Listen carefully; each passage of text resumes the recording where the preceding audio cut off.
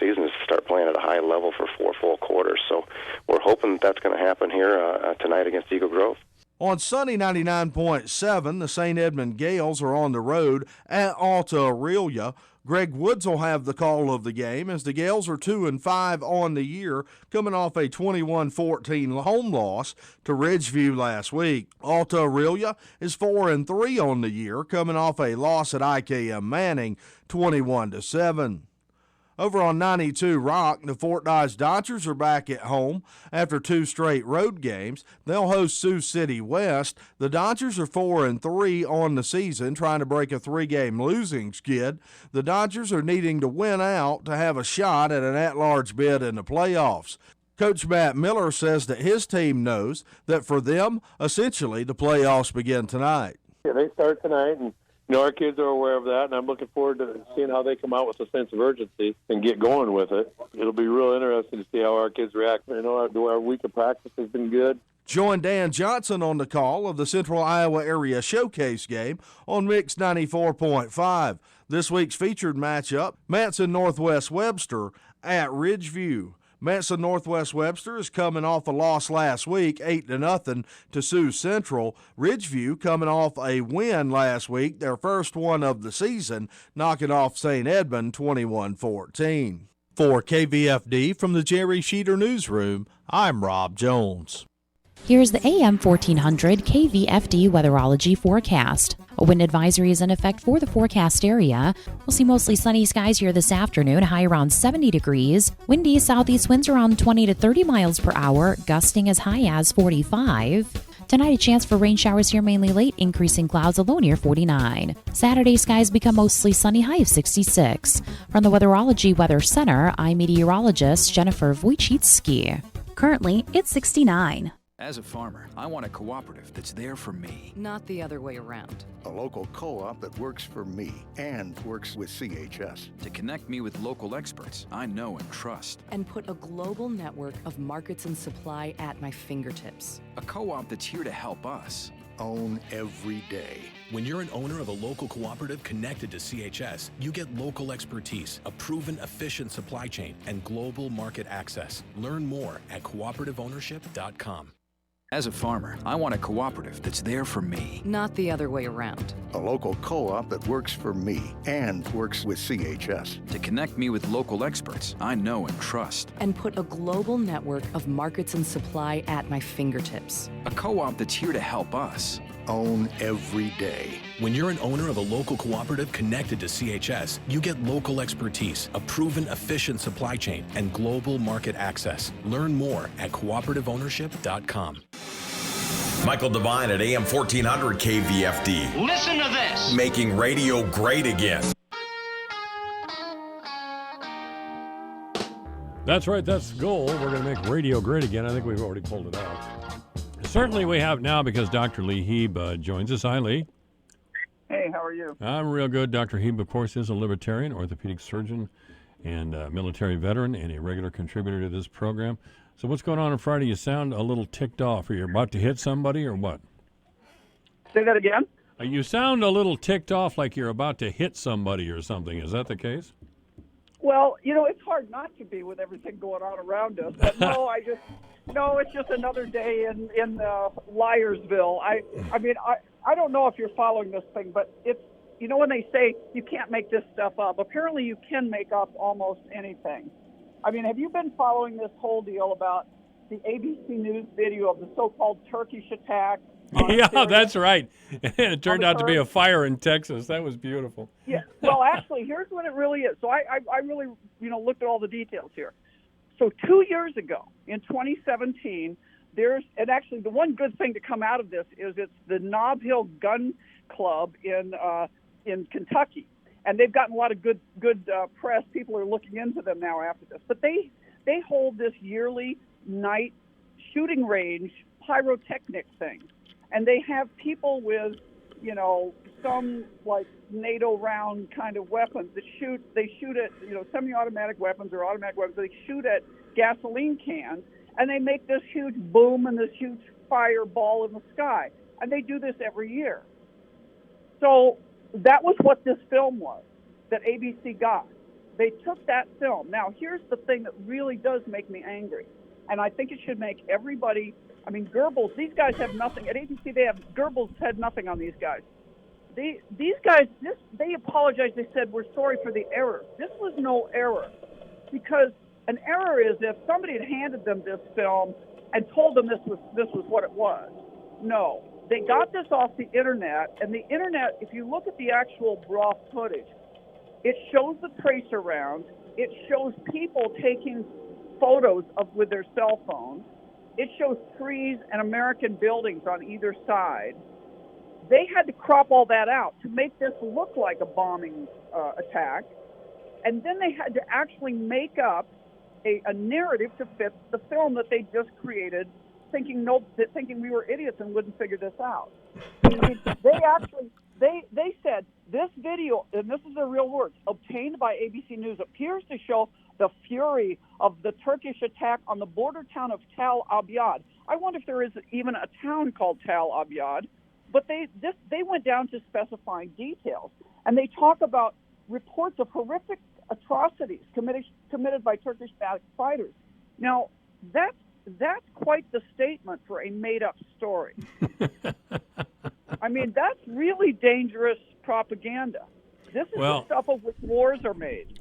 It shows who they are, and for God's sake, ladies and gentlemen, this shows how desperate they are. And I don't understand the desperation, how desperate they are to indict Trump for something, anything. And I don't get it. Well, I do too get it, because he's made them irrelevant. Either they get rid of him or they go down. Yeah. They're going to be indicted. I mean, I think they know that the jig is up. He's called their bluff. He's done his research. He's got the stuff on him. I mean, from Biden taking bribes from Russian oligarchs all the way down the line. I mean, these guys, and that's why Trump's in real danger here. I mean, they're trying to, I think, going to try and take him out. They don't want to go to jail. And we're talking about the CIA, and we're talking about people that have staged assassinations all over the world, keep in mind. So I think I'm all the little petty differences people might have with President Trump, even major political differences, whether you're a Democrat or Republican, I think you have to look at this. This isn't about parties anymore. This is about our nation versus the deep state, which crosses party lines, running the show. And they don't want somebody like Trump, and they don't want to be found out, and they don't want to go down. And they're desperate. They are desperate. But this is really, they're willing to go to war. They're willing to kill our soldiers. People need to wake up and realize what they're willing to do to not go down. So Brennan and Comey and Clapper don't go to the clink. They're willing to have your son and daughter go over and fight in Syria. And the disingenuous part of this that really gets to me, having spent 10 years in the military, having come into the military right after the Vietnam War, when I listen to these left-wing liberals constantly berate the Republicans for their war-hawking, we need to get out of all the countries overseas, and you guys are, you military people are fascists, and blah, blah, blah. I heard it for all my life until Trump got in. And now suddenly they told, you remember, I mean, even 2 years ago, 3 years ago, we need to get out of all these places. And Obama promised peace, man. He was the man of peace. And what did he do? He drone attacked people and got us into conflict and destabilized the whole Middle East. And they didn't bat an eye. They didn't bat an eye, the left. Well, more importantly, and Obama rarely gets called to task for this, he told the entire world there was a bright red line that Syria better not cross. They better not use poison gas again. And Syria called his bluff right away. And Obama backed down. Obama must have been used to backing down from somebody since he was a kid, because he backed down effortlessly. All of a sudden, he was a man of peace. All of a sudden, we were too invested in the Middle East. Blah, blah, blah, blah, blah. He just couldn't do it. He just wasn't man enough.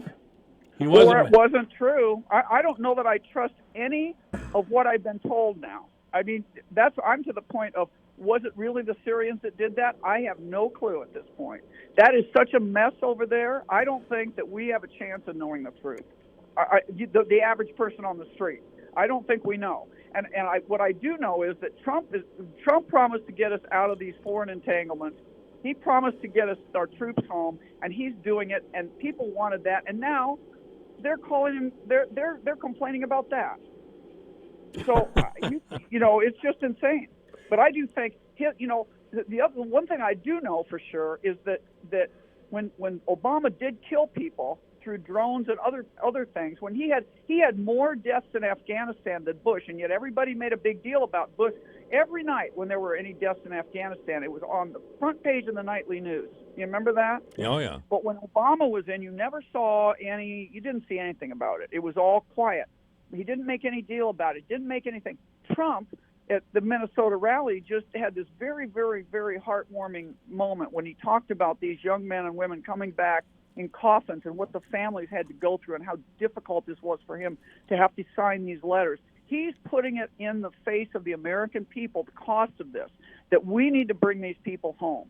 And yes, I agree with that. And he said we were supposed to be in Syria 6 months, and we've been there almost 20 years, or however long. We've been there a long time. Mm-hmm. Same with Afghanistan.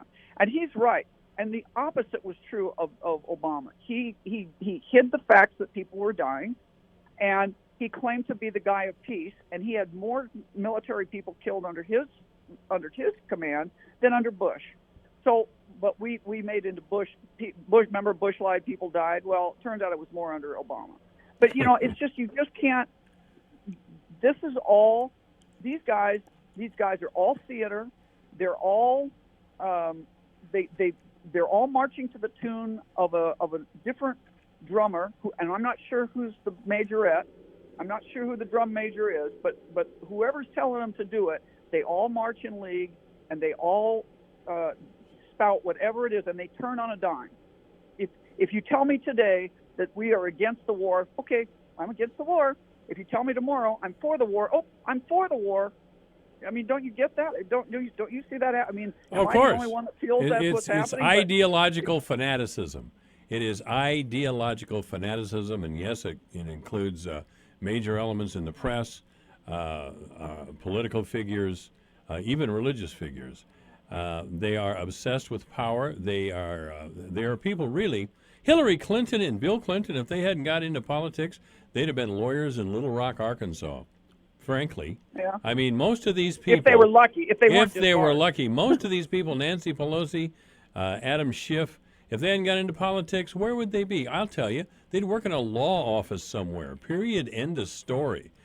Politics is their ticket to fame and fortune. Nancy Pelosi has been in office 28 years. She's worth $220 million. Where did that money come from? Where did that smart investments? And that's what I was going to say. That's what they believe in. Real ideologues believe in some ideology. Yes, they do. And these guys don't. I can't discern an ideology. That's my point about they turn on a dime on the war ideology. A real war hawk believes that we should, go out and defend the nation by forward patrolling and forward basing and take everybody on and be the policeman of the world. I mean, that is my understanding of defining the so-called war hawk that we kind of did in the 50s and 60s and 70s. Okay. Well, but that's, and the anti-war people in the 70s, which were, the Democrats were the anti-war party when I was in college and high school, the protest of the Vietnam War, they did appear to be anti-war, but they weren't even then. I mean, LBJ, he made $1 bazillion off the war. They went in and bombed all sorts of stuff. They did all sorts of things that were they were involved in the war, but there were Democrats that were truly anti-war ideologues. I mean, that was their ideology. They really did want to not be involved in wars. But these guys one day will be believing in, they'll spout one group, they'll spout one thing, and the next day they'll spout something else if that keeps them in power and money. That's their ideology, is power and money. Sure it is. Absolutely. McCain, and it's not this isn't driven completely on party lines, by the way. McCain's the same way. Was the same way. He was, if you look at McCain's voting record, because when I was in Arizona, he was my senator, I'm sad to say. And I also had John, and I'm blanking on his name, John Kyle. And if you looked at John Kyle, 98% of his votes were pretty conservative. If you looked at McCain, because the American Conservative Union always kind of rates people on, whether they vote conservatively or liberally on whatever issue. McCain was 50-50. So he put his finger up in the air and he looked at whichever way the wind was blowing, and he voted that way. That's really the true story. Well, in his vote, in his vote to save Obamacare, that was just spite. There was nothing noble about his vote to save Obamacare. He just wanted to spite Trump because Trump had made fun of him. And so he changed the course of history just out of pettiness. I'm not, John McCain was a noble warrior, and I acknowledge that. But, for a long time, I didn't have any respect for him. And the reason is because he did seem so petty.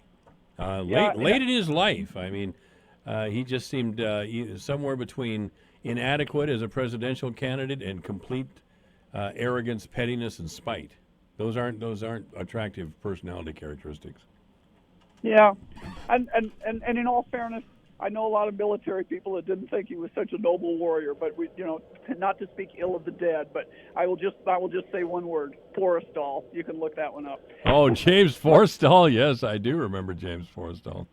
I remember the story of Forrestal. I'm talking about the carrier Forrestal that we all have to watch the big fire on. I will say no. Okay. But anyway, back to this video. The point is that ABC News went out of their way to do a lie, and it's a very dangerous lie, claiming that we killed a bunch of people purposely, that we abandoned people purposely. All of it didn't happen. Now, the point is, you got to say, what else have they not been telling us that's been false? And what other and it's not just ABC, CNN, all these channels are doing it. I don't think Fox is immune either. I mean, I like Tucker Carlson, but everybody else seems to be swayed over for whatever reason. I mean, I will tell you one thing, and you can think I'm crazy or not, but I can tell you as somebody that actually reads the basic scientific literature, one thing you will never hear on any American channel is an honest discussion of vaccine injury. You don't ever hear it. And so even on Fox News. And why? It's because money drives this, and they don't want to lose their advertising. So even on little things like, that's maybe not a global, although I think it is a kind of a global issue. It's not an issue that would get us into the next world war. But it's the power of the press and the power of the, it's like these people have put themselves up as these noble guardians of truth and the American way, and they actually are just the opposite. Yeah, what a laugh that is. Noble guardians. It's just a laugh. And in fact, we've gone back to the days of not Vanderbilt, who was the William Randolph Hearst, who famously told about the Spanish-American War, told his reporter in Cuba, he said, "You stay there, I'll send the war." The reporter got there and said, "There is no war." He said, "Don't worry, you stay there, I'll send the war." And that's basically what these guys are doing. They're literally creating the issues. This is really, it's just so disgusting, I don't even want to listen to them. Well, I don't. Nobody else does either. If CNN did not, and ABC and these people, if they did not have cable news, if they weren't bundled into Dish and these different things you buy on your cable, then they wouldn't be around. They just don't have the listenership. So. Well, yeah. I thought we were going to talk about, well, I don't know why I thought this, but when we started talking about lying, I remembered that book that Al Franken wrote years ago in response to a couple of Rush Limbaugh's books. He called it Lying Liars and the Liars Who Tell Them. Now, Al Franken has been all over the country recently trying to rehabilitate his image, trying to come back in his political career because he misses it. And he was so good at it and all these sort of things. Well, earlier this week, the 9th woman came forward to allege she'd been groped by Al Franken. He's been all over the country saying, well, I just didn't remember it like some of these women do. But if they took offense, I certainly do apologize. And the crowd applauds. It's boring. And just about as time He's ready to make his triumphant comeback to Minneapolis. Another woman comes forward and says, "This is what's happened. Al Franken is a mean little molester," and he is. You can tell it by looking at him. I've seen Saturday Night Live skits of his going back many, many years. There's a meanness to his comedy. There is a real meanness to his comedy. And some of these women felt the brunt of it. Dr. Lee Heeb has been our guest. She's an orthopedic surgeon and libertarian and a longtime contributor to the program. Lee, thank you very much. Hey, thanks. All right, this is AM 1400, KVFD, the voice of Fort Dodge. Michael Devine at AM 1400. In the name of justice and the American way of life. With 60 rounds of freedom. It's 2:27. My friend Janice Valentine coming up next. Ann Meyer at 3 o'clock, and Big Ed from Georgia at 3:30. Then I think we'll do Nevin Mulholland and Randy Coolman, and we'll talk sports in the 4 o'clock hour. KVFD Fort Dodge, bring it on.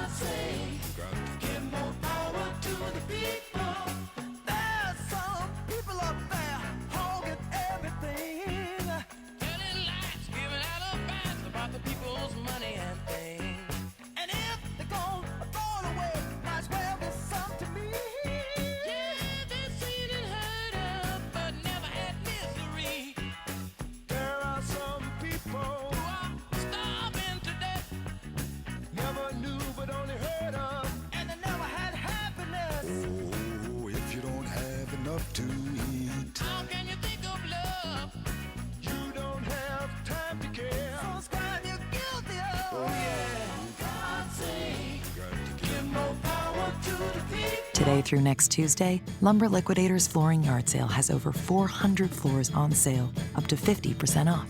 It's a sale so abundant that it literally cannot fit in our showroom and must spill out onto our parking lot. Or, for the sake of the metaphor, our yard. Or is it our driveway? Let's not get caught up in semantics. What's important here is that there are many, many floors on sale, up to 50% off.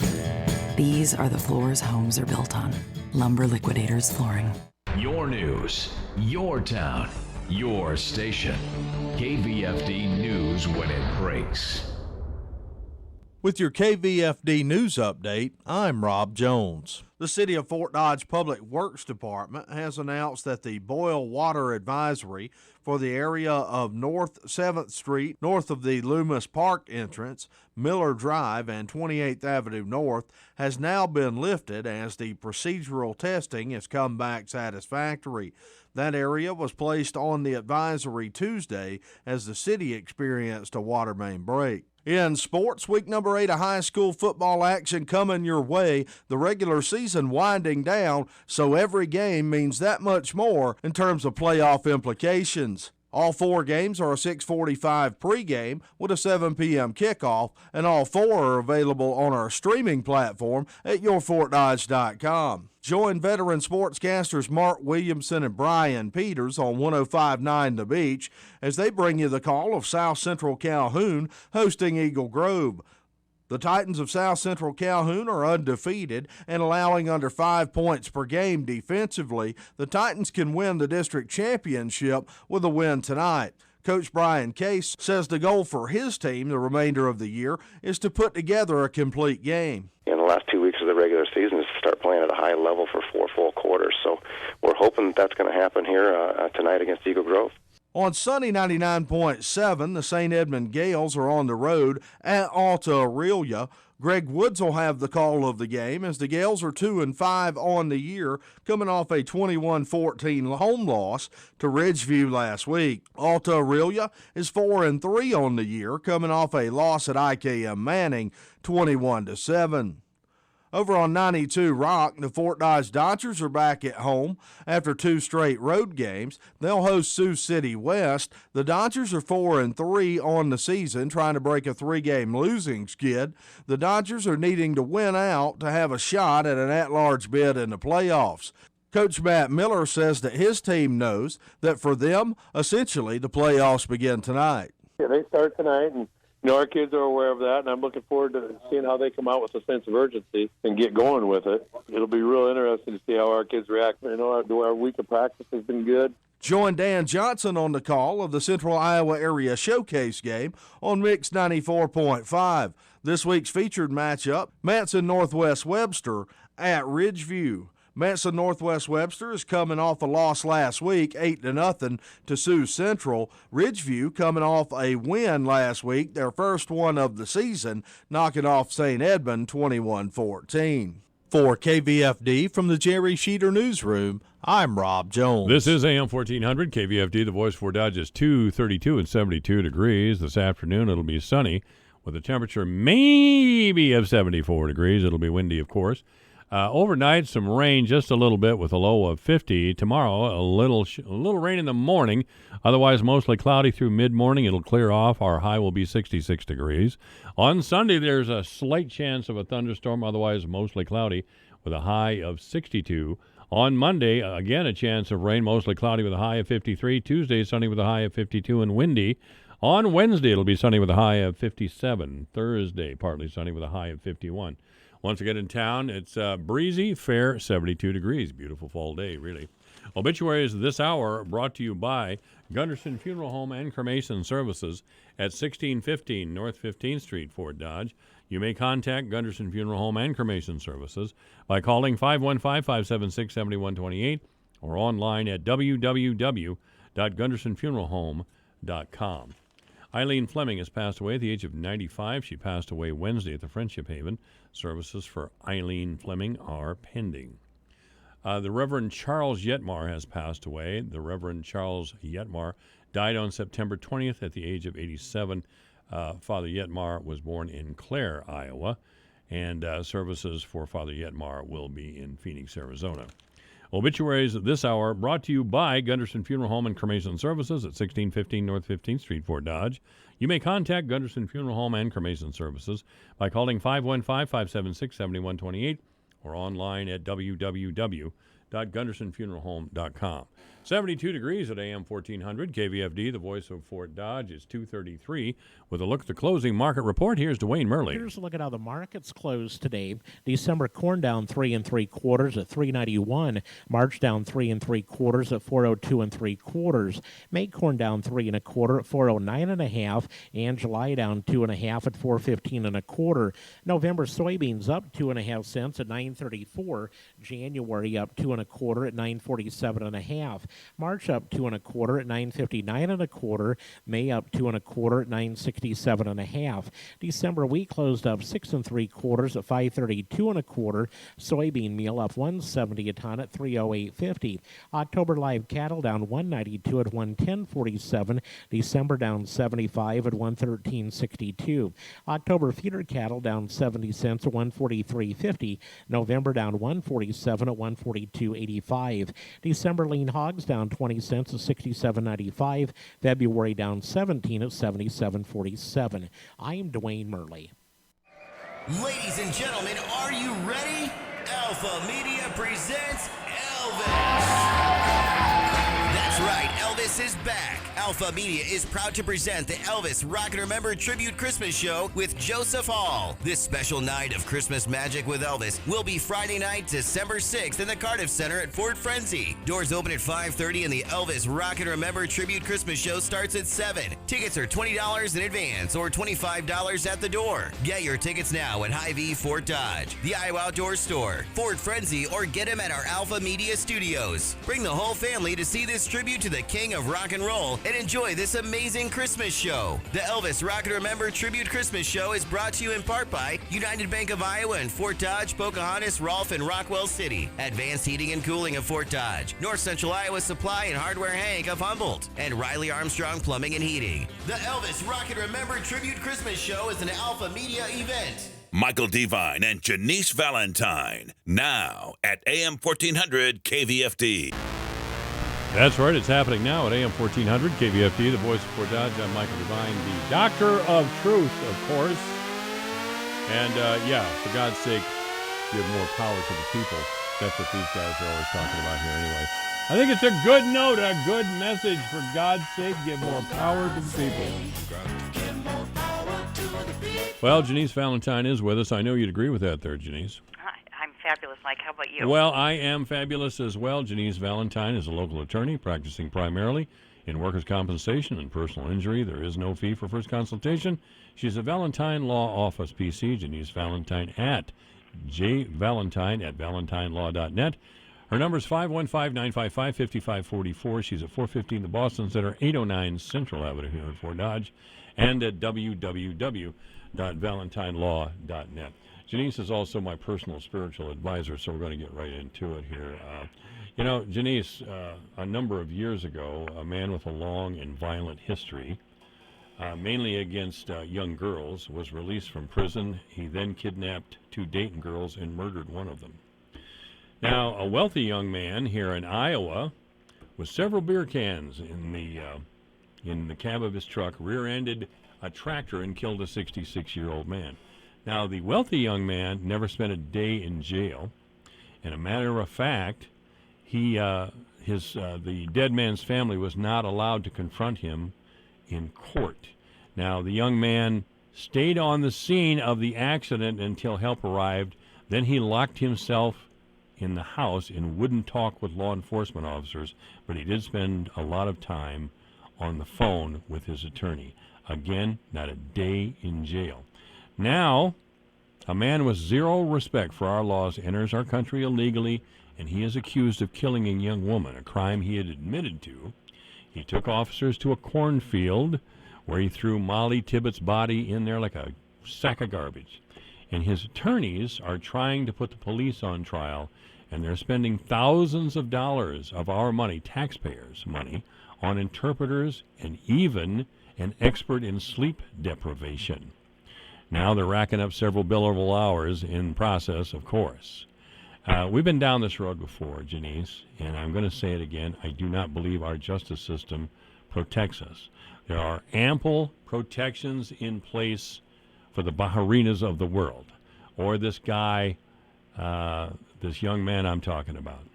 And certainly our system failed us in the man who was released from prison and kidnapped those 2 girls in Dayton, and God forbid I ever find out what happened to that other poor girl. But these are all things that stick out to a lot of people here in our town, in our state, as a failure of the justice system. What can we do about this failure of our justice system? A very, very huge question there, with so many angles.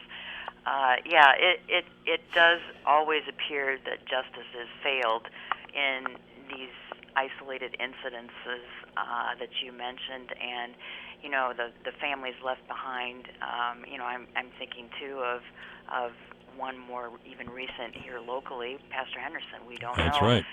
where that's all going to go yet either, but obviously a situation very near and dear to our community. I'm actually friends with one of the attorneys that's representing the defendant in the Molly Tibbetts case, and I don't know what angle they're exactly going to take. They are charged with putting on the very best defense that they can. My understanding that, yes, you are correct, he did take officers to the cornfield to locate Molly's body, but I think at this point he has denied responsibility, and that's my understanding in why they're going to have He has pled not guilty, yes. I'm sorry? He has pled not guilty, yes. Yeah, and so, we have a Constitution, and we have a Constitution that says we have a right to confront our accusers, and we have a right to a jury trial. We have a right to counsel. And, if you and I happen to be the one charged with something, I want those rights to be protected as fiercely as anyone else's, and that gets complicated when we, sitting on the sidelines, have a pretty good idea that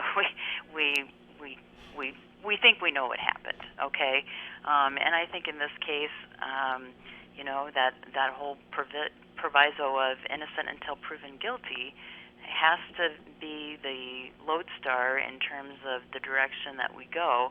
I don't have any problem with innocent until proven guilty. I have a problem certainly with this Rivera suspect, and I'll call him a suspect, being afforded thousands and thousands and thousands of dollars of our tax dollars to defend himself when he was Mirandized twice and still apparently indicated that he committed the crime. Now, this isn't and I remember when the attorney you're talking about worked here in town. And that was the wife. This is a husband and wife lawyer team. Correct. Freeze, I believe their name is. Yes. And she, for a while, worked here in Fort Dodge. They're working in Des Moines now. But what's happening here is these lawyers keep delaying the trial, and that's almost standard issue in a murder trial. Defense attorneys find some reason to delay a trial, believing that people's memories will fade, and then increases the possibility that their client will walk free. I guess, and this is another question I have for you, Janice, that there may not be an answer to. A defense attorney has an obligation to provide a zealous defense. These two attorneys seem to be going to zealous offense and then over the top. I don't know where the line is on zealous defense. I would hope a judge would say, look, we're not going to keep paying for spiritual advisors here, or any of these other people. I mean, for God's sake, an expert on dreams and sleep deprivation comes. The taxpayers are supposed to bring this person down here from Michigan State University. I mean, what? That if I were convicted of a crime, Janice, and I would never do something like this, but 99.9% of the people who are accused of a crime and go to trial, they don't have these sort of assets at their disposal. It's insane. I mean, why should we do this? Well, why we do it is look at all of the convictions that have been overturned where there have been confessions. Innocent people have been put in jail and prison, and that's well documented. I think with DNA evidence and the scientific advances that have been made, that hopefully will happen less moving forward. But that is the reason we have these situations come up, because we know for a fact that there are people that have provided confessions after being Mirandized. They provide confessions that end up, in fact, being false. And we can all sit here on the sidelines and go, oh, I would never do that. But it's hard to know what one would do if you're sitting in a room with two officers in very close proximity to you. It's whatever they put in front of you or say to you, and after hours and hours of questioning, what you are willing to agree to. So that's really why our system is set up the way it is, and why this type of thing can happen. I bet they won't talk until after the trial, but you should maybe have Jennifer on the program. Oh, that'd be fine with me, certainly. To discuss, the ins and outs of their decision making. But yes, my understanding is there has been some evidence that's been provided to them more recently here that changed at least maybe their strategy or changed what the case looked like to them, which in their minds requires an additional delay. And really that is up to a judge to make the determination whether that's valid. Now keep in mind, judges are also very careful in these settings because they know what's at stake here. This is a man's liberty, his life in prison. I'm not feeling a lot of sympathy for this guy, Janice. I'm not either. I'm not either, but as a judge, they have to be very, very careful in their rulings to make sure that they aren't nixing what would be perceived as a fair trial on appeal. And, the last thing we want to do is go through this process, go on appeal, and then have the appellate court say, district court judge, you should have done this differently. We need to start over. We don't want to be in that situation, and a district court judge doesn't want that. And frankly, the families don't want that either. But aren't you describing a flawed system? If we have all these checks on government power in favor of a defendant like this, or a defendant of any kind, really. I mean, we seem to be restraining the government at all costs. The government has this tremendous burden, while the attorneys, and by the way, Chad and Jennifer Fries, the attorneys, are not arguing that Mr. Rivera did not commit the crime. They are trying to say that the police acted improperly, that they did not properly Mirandize Mr. Rivera, who after several years in our country still doesn't understand English, and there were some other procedural errors. Chad Fries nor Jennifer Fries have said that their client is innocent. They are trying to exploit flaws in our system, as far as I'm concerned, for reasons of their own. And I have a feeling, because I've read certain statements by these two, that they are concerned that white Iowa is a lynch mob going after a dark-skinned man who does not speak English, who has been charged with a heinous crime. That's just white liberal guilt. I'm not interested in their guilt. I'm interested in the crime being solved by the police in the correct way and appropriate punishment being meted out. Now, I'm still not happy that we got rid of the death penalty, because it would be appropriate in this case if Mr. Rivera is found guilty. I see no reason not to have a death penalty in this case. This is one of those cases. It has nothing to do with wherever Rivera came from. This is justice. If we have, this is what I look at, Janice. This is a 20-year-old girl jogging down a gravel road and she wound up dead. We can't have that. You might talk about the effect of that changing the process will have on the judicial system in regard to Mr. Rivera's rights or people like him. But I'm asking, what is the effect on our society and our attitude toward justice and the judicial system if he should walk free charged with this crime? Yeah, that would be a severe test, I think, on our society if he walks free, absent some strong evidence showing something, an entirely different scenario.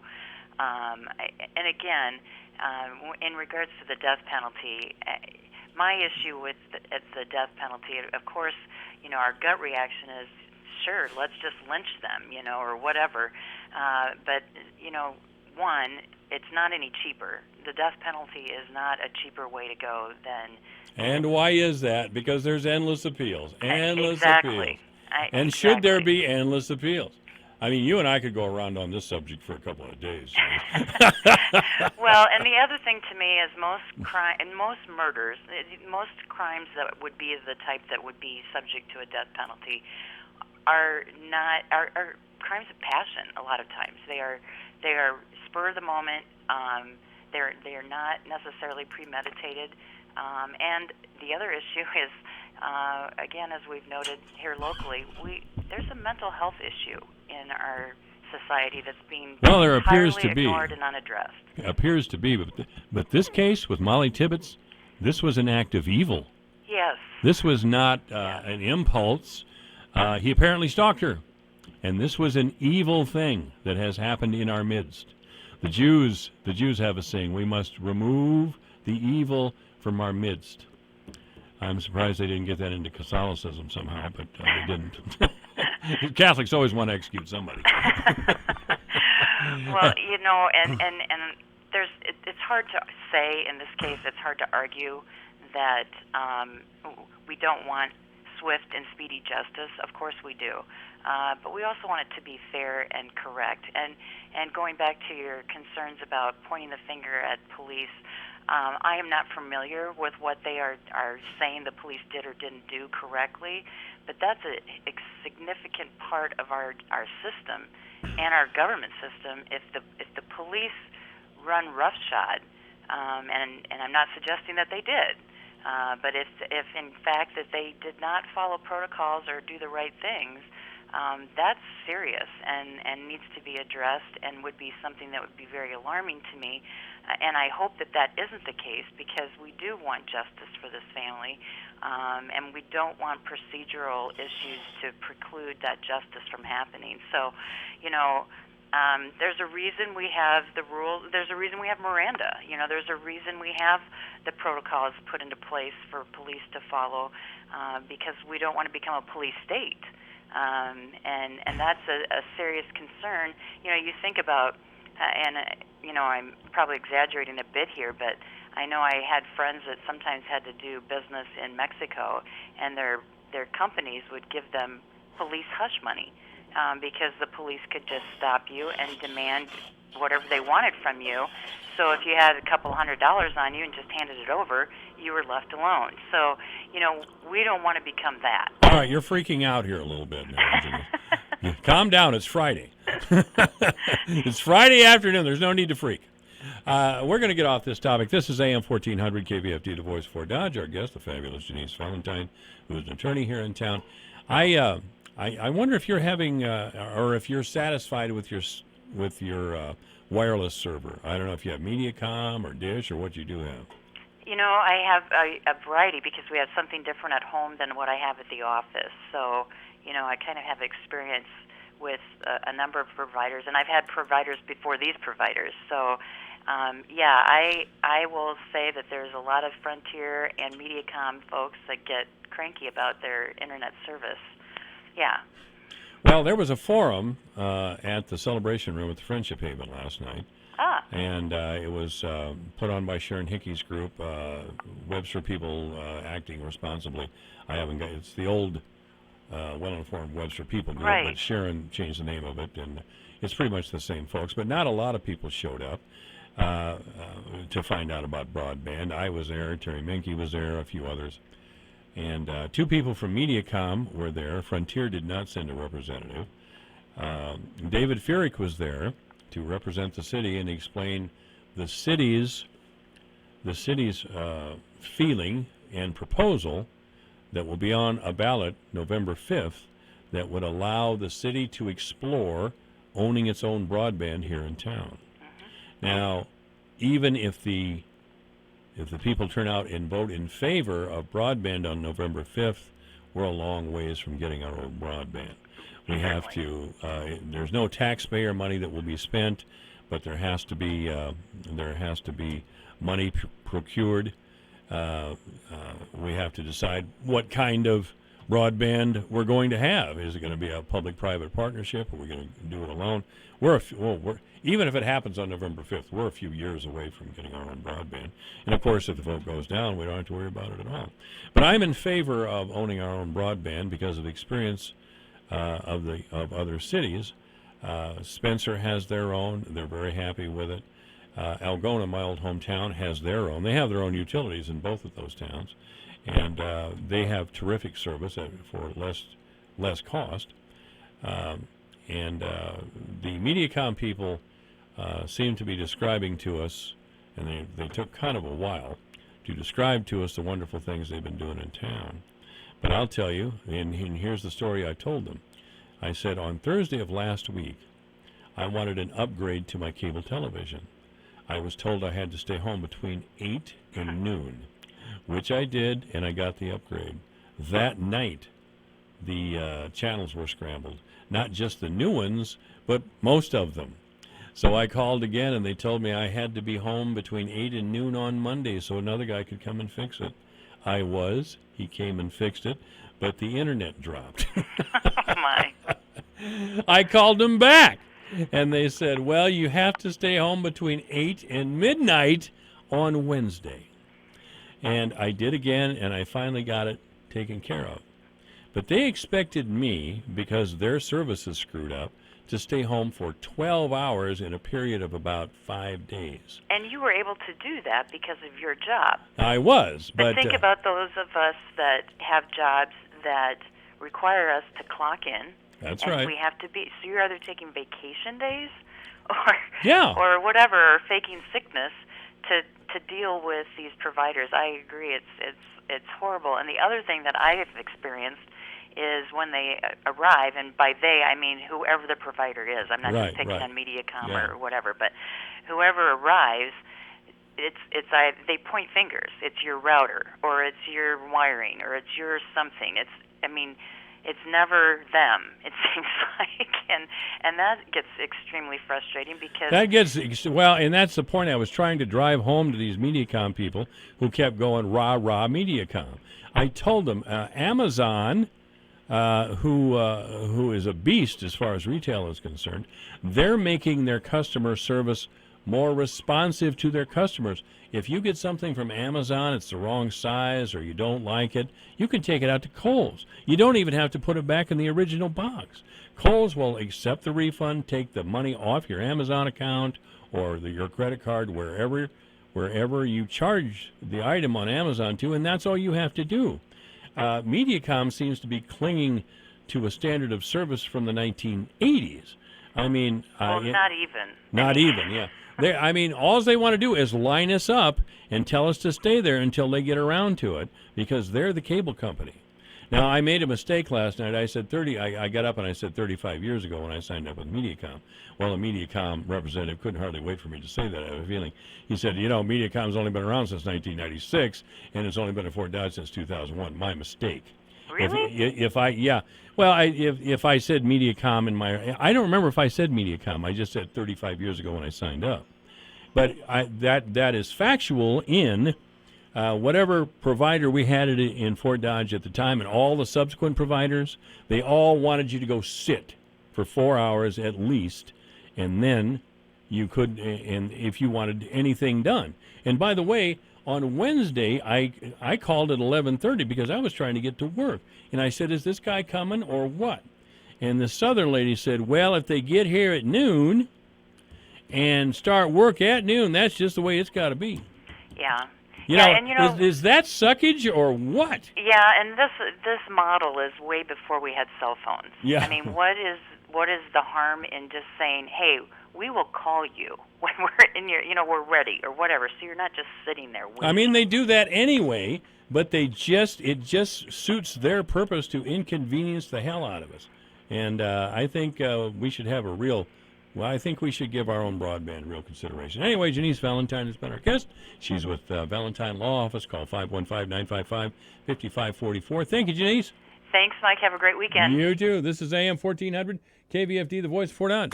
Acre to acre, year to year, generation to generation. Nobody scrutinizes performance like you do.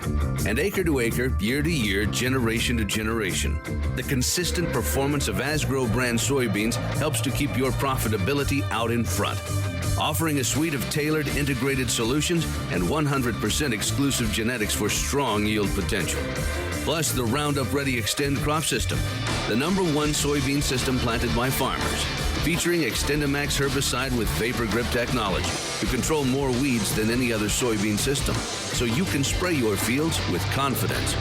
Ask your dealer how much further you can grow when Asgrow leads the way. XtendiMax herbicide with Vapor Grip technology is a restricted use pesticide. Always read and follow IRM where applicable, grain marketing, and all other stewardship practices and pesticide label directions.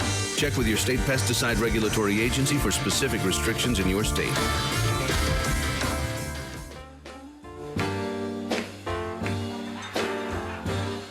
All right, thanks to Janice Valentine, Ann Meyer, Big Ed from Georgia, Nevin Mulholland, and Randy Koolman, all coming up as Divine Intervention continues. At AM 1400 KVFD, the voice of Fort Dodge News is next. It's 3 o'clock. This is Dave Graveline. Be sure to listen to Into Tomorrow right here on the voice of Fort Dodge, AM 1400 KVFD, Fort Dodge. Questions for Boeing. I'm Lisa Brady, Fox News. Instant messages raising a red flag about how much the company may have known before deadly crashes that grounded Boeing MAX jets. The messages are between Mark Faulkner, who was chief technical pilot for the Boeing 737 MAX when it was going through the certification process, and another Boeing pilot. In one, Faulkner says the automated systems on the MAX were making the plane very difficult to fly on a simulator. Fox's Jonathan Hunt. The messages date back 2 years before the first of two crashes that killed 346 people, suspected of being caused by issues with the same automated system referenced in those messages. The crashes and FAA certification of the jets remain under investigation. This sending Boeing shares sharply lower today, down about 6%, on a down day for stocks overall. The Dow dropping more than 255 points at the bell. Kurdish leaders accusing Turkey of violating a new ceasefire agreement, at least so far, in Syria. Fox's John Decker is live at the White House. President Trump, speaking to reporters, took credit for and defended the temporary ceasefire deal the U.S. cut with Turkey's President Erdogan. And sometimes you have to go through some pain before you can get a good solution, but the Kurds are very happy about it. President Erdogan and Turkey is satisfied with it. Kurdish officials have called for international monitors to step in to guarantee the truce. The president's decision to withdraw U.S. troops from northeastern Syria has been met with criticism from lawmakers of both parties. Lisa? Meantime, John, the president just tweeting that he's nominating the Deputy Energy Secretary, Dan Brouillette, to replace outgoing Energy Chief Rick Perry, who plans to step down soon. The president also calling Perry a friend who's done an outstanding job. America is listening to Fox News. I'm Nick Soboleski, a Select Quote agent with a true story that could save you hundreds of dollars a year.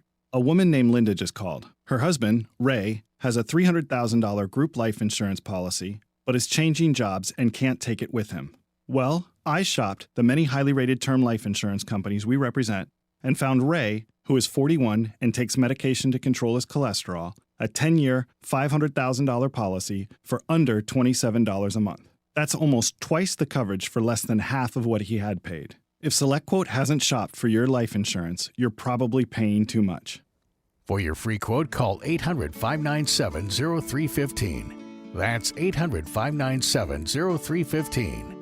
800-597-0315. Or go to SelectQuote.com. Since 1985, we shop, you save. Get full details on the example policy at SelectQuote.com/commercials. Or price could vary depending on your health, issuing company, and other factors. Not available in all states. Tears at federal court in Boston as another parent is sentenced in the college admissions cheating scandal. Southern California real estate developer Robert Flaxman cried before the judge and said he was sorry, especially to the students who do not cheat, and that he would accept his punishment, whatever it is. The judge sentenced him to 1 month in prison, 250 hours of community service, and a $50,000 fine. He paid $75,000 to a test proctor to feed his daughter answers to the ACT exam. Prosecutors said on top of that, he submitted the bribe to his accountant as a charitable donation to receive a tax deduction. Flaxman's attorneys said his daughter was troubled and that he'd wanted to ensure she could go to a school that would be helpful for her recovery. Jessica Rosenthal, Fox News. Moments ago, a French company, a French drug maker, becoming the latest to recall its over-the-counter version of Zantac in the U.S. and Canada because of possible contamination. The FDA announced last month that a potentially cancer-causing chemical had been detected in low levels in Zantac. A second murder charge in Alaska for the man accused of killing a woman whose assault had been recorded. 48-year-old Brian Smith, an immigrant from South Africa, admits to police in Anchorage that he is the man seen assaulting and strangling a woman on a digital memory card that was apparently found in a street. 30-year-old Kathleen Henry's body was found October 2nd along the Seward Highway, and police now say Smith has also admitted to the murder of another woman, 53-year-old Veronica Abouchuk, whose remains were found along another Alaska highway this spring. Smith remains in custody as state prosecutors request bail to be set at $2 million. Jeff Manasso, Fox News. Recapping the sell-off on Wall Street, the Dow down 255 points, just shy of 1% to 26,770. Lisa Brady. This is Fox News. Your news, your town, your station. KVFD News when it breaks. With your KVFD News Update, I'm Rob Jones. The City of Fort Dodge Public Works Department has announced that the boil water advisory for the area of North 7th Street, north of the Loomis Park entrance, Miller Drive, and 28th Avenue North has now been lifted as the procedural testing has come back satisfactory.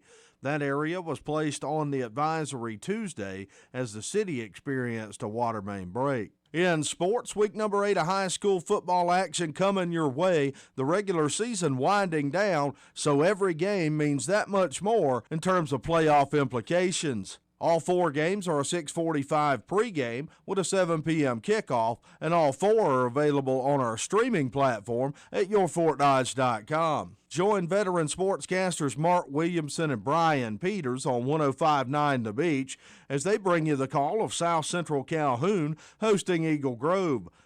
The Titans of South Central Calhoun are undefeated and allowing under 5 points per game defensively. The Titans can win the district championship with a win tonight.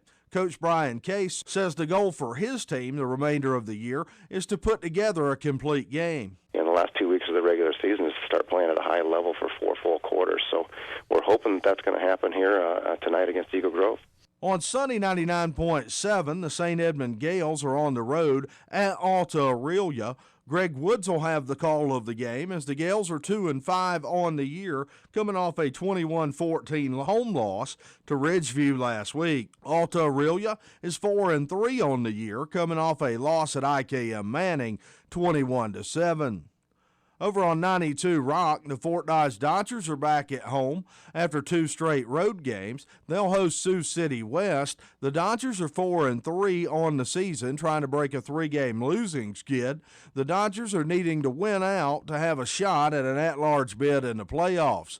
Coach Matt Miller says that his team knows that for them, essentially, the playoffs begin tonight. Yeah, they start tonight, and our kids are aware of that, and I'm looking forward to seeing how they come out with a sense of urgency and get going with it. It'll be real interesting to see how our kids react. Our week of practice has been good. Join Dan Johnson on the call of the Central Iowa Area Showcase game on Mix 94.5. This week's featured matchup, Manson Northwest Webster at Ridgeview. Manson Northwest Webster is coming off a loss last week, 8-0 to Sioux Central. Ridgeview coming off a win last week, their first one of the season, knocking off St. Edmund 21-14. For KVFD from the Jerry Sheeter Newsroom, I'm Rob Jones. Here's the AM 1400 KVFD weatherology forecast. A wind advisory continues until 6 p.m. this evening. Mainly clear skies this afternoon with daytime highs approaching 70. Winds out of the south 20 to 30 miles per hour. Chance for scattered showers tonight. Lows dip down to about 49. Overcast. Chance for scattered rain showers tomorrow 66. From the Weatherology Weather Center, I'm meteorologist Jennifer Wojcicki. Currently, it's 72.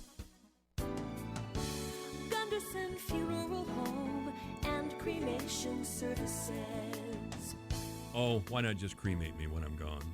Sounds simple, doesn't it? However, there are many options to consider when cremation is chosen.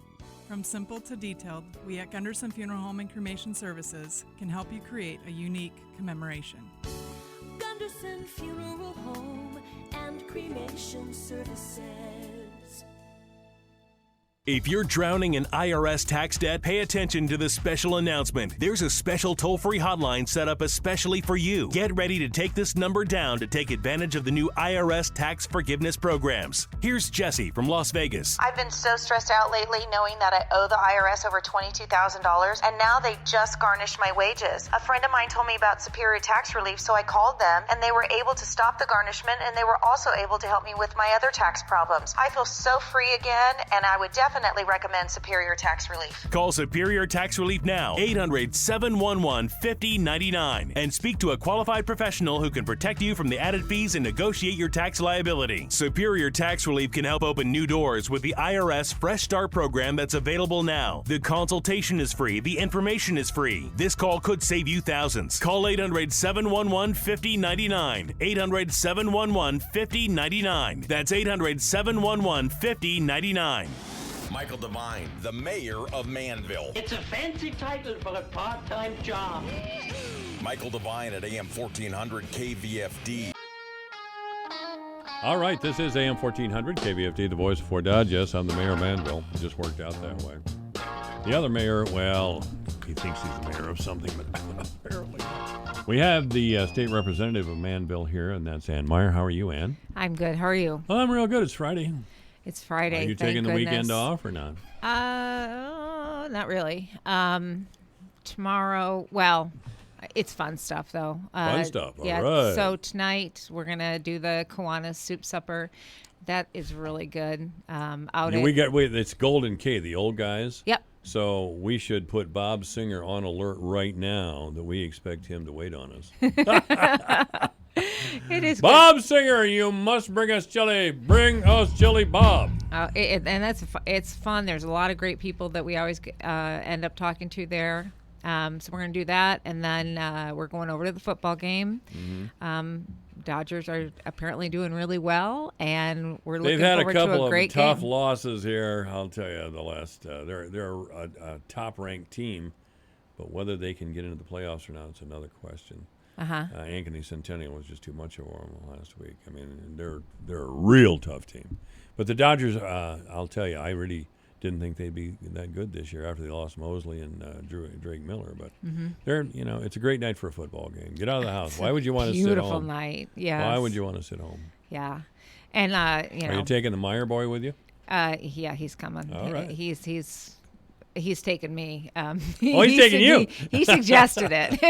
Well, that's nice. Yeah, and you know where I am on sports. I mean, I'm kind of not all sports, but I'm kind of a football idiot. I always have been. I love the marching band, though. I'll tell you that. Love halftime. You're like Julie. Julie was in marching band all through high school, and she loved marching band. So when we go to a college game like Iowa or something, or Iowa State, she stays around for the halftime festivities of the marching band because she just loves that stuff. Tomorrow night. Were you in marching band in school? I wasn't. My son was in band at St. Ed's, but they only marched one time a year. Oh. So... What instrument did he play? Saxophone, and he is really good. He's a great saxophone player. He played in.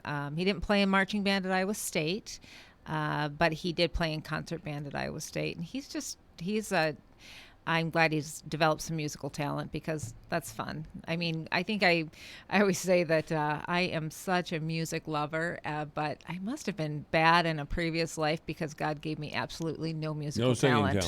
No singing, no playing. Yeah, so I don't have that. You're hardly alone. My sisters can sing like birds, but me, I can't carry a tune to save my life. And people always say, well, you got a great voice, you can sing. You do have a great voice. Yeah. I mean, no, I can't. I can't sing. Tomorrow night is the YWCA Silver Showcase. That's a great thing. Yeah, so that benefits YWCA, which is in-house substance abuse. I was talking to a gal the other night. She was telling me her story about, substance abuser, domestically abused. She has 3 kids that are in 3 different foster cares right now. She's hoping to get them back. So sad. And she's just such a sweet, sweet girl. So how did she lose them in the first place?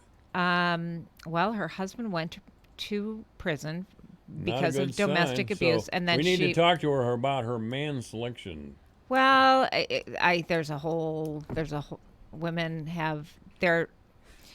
It's not a one-pronged thing. It's just not just picking the wrong man. It's it's your where you are in your self-confidence, and I guess and that's how probably really true. And maybe even if you have a great self-confidence, maybe there are just some men out there that break you down, and they don't have the wherewithal to leave. I'm not sure what that is. I'm blessed that I have never ever experienced anything like that in my life. I know some 1 women in have 3 to have a man to make themselves feel complete. And by the way, there's a lot of men out there that are the same way. They just have to have a partner in life of some kind, either living together, married, fill in the blank.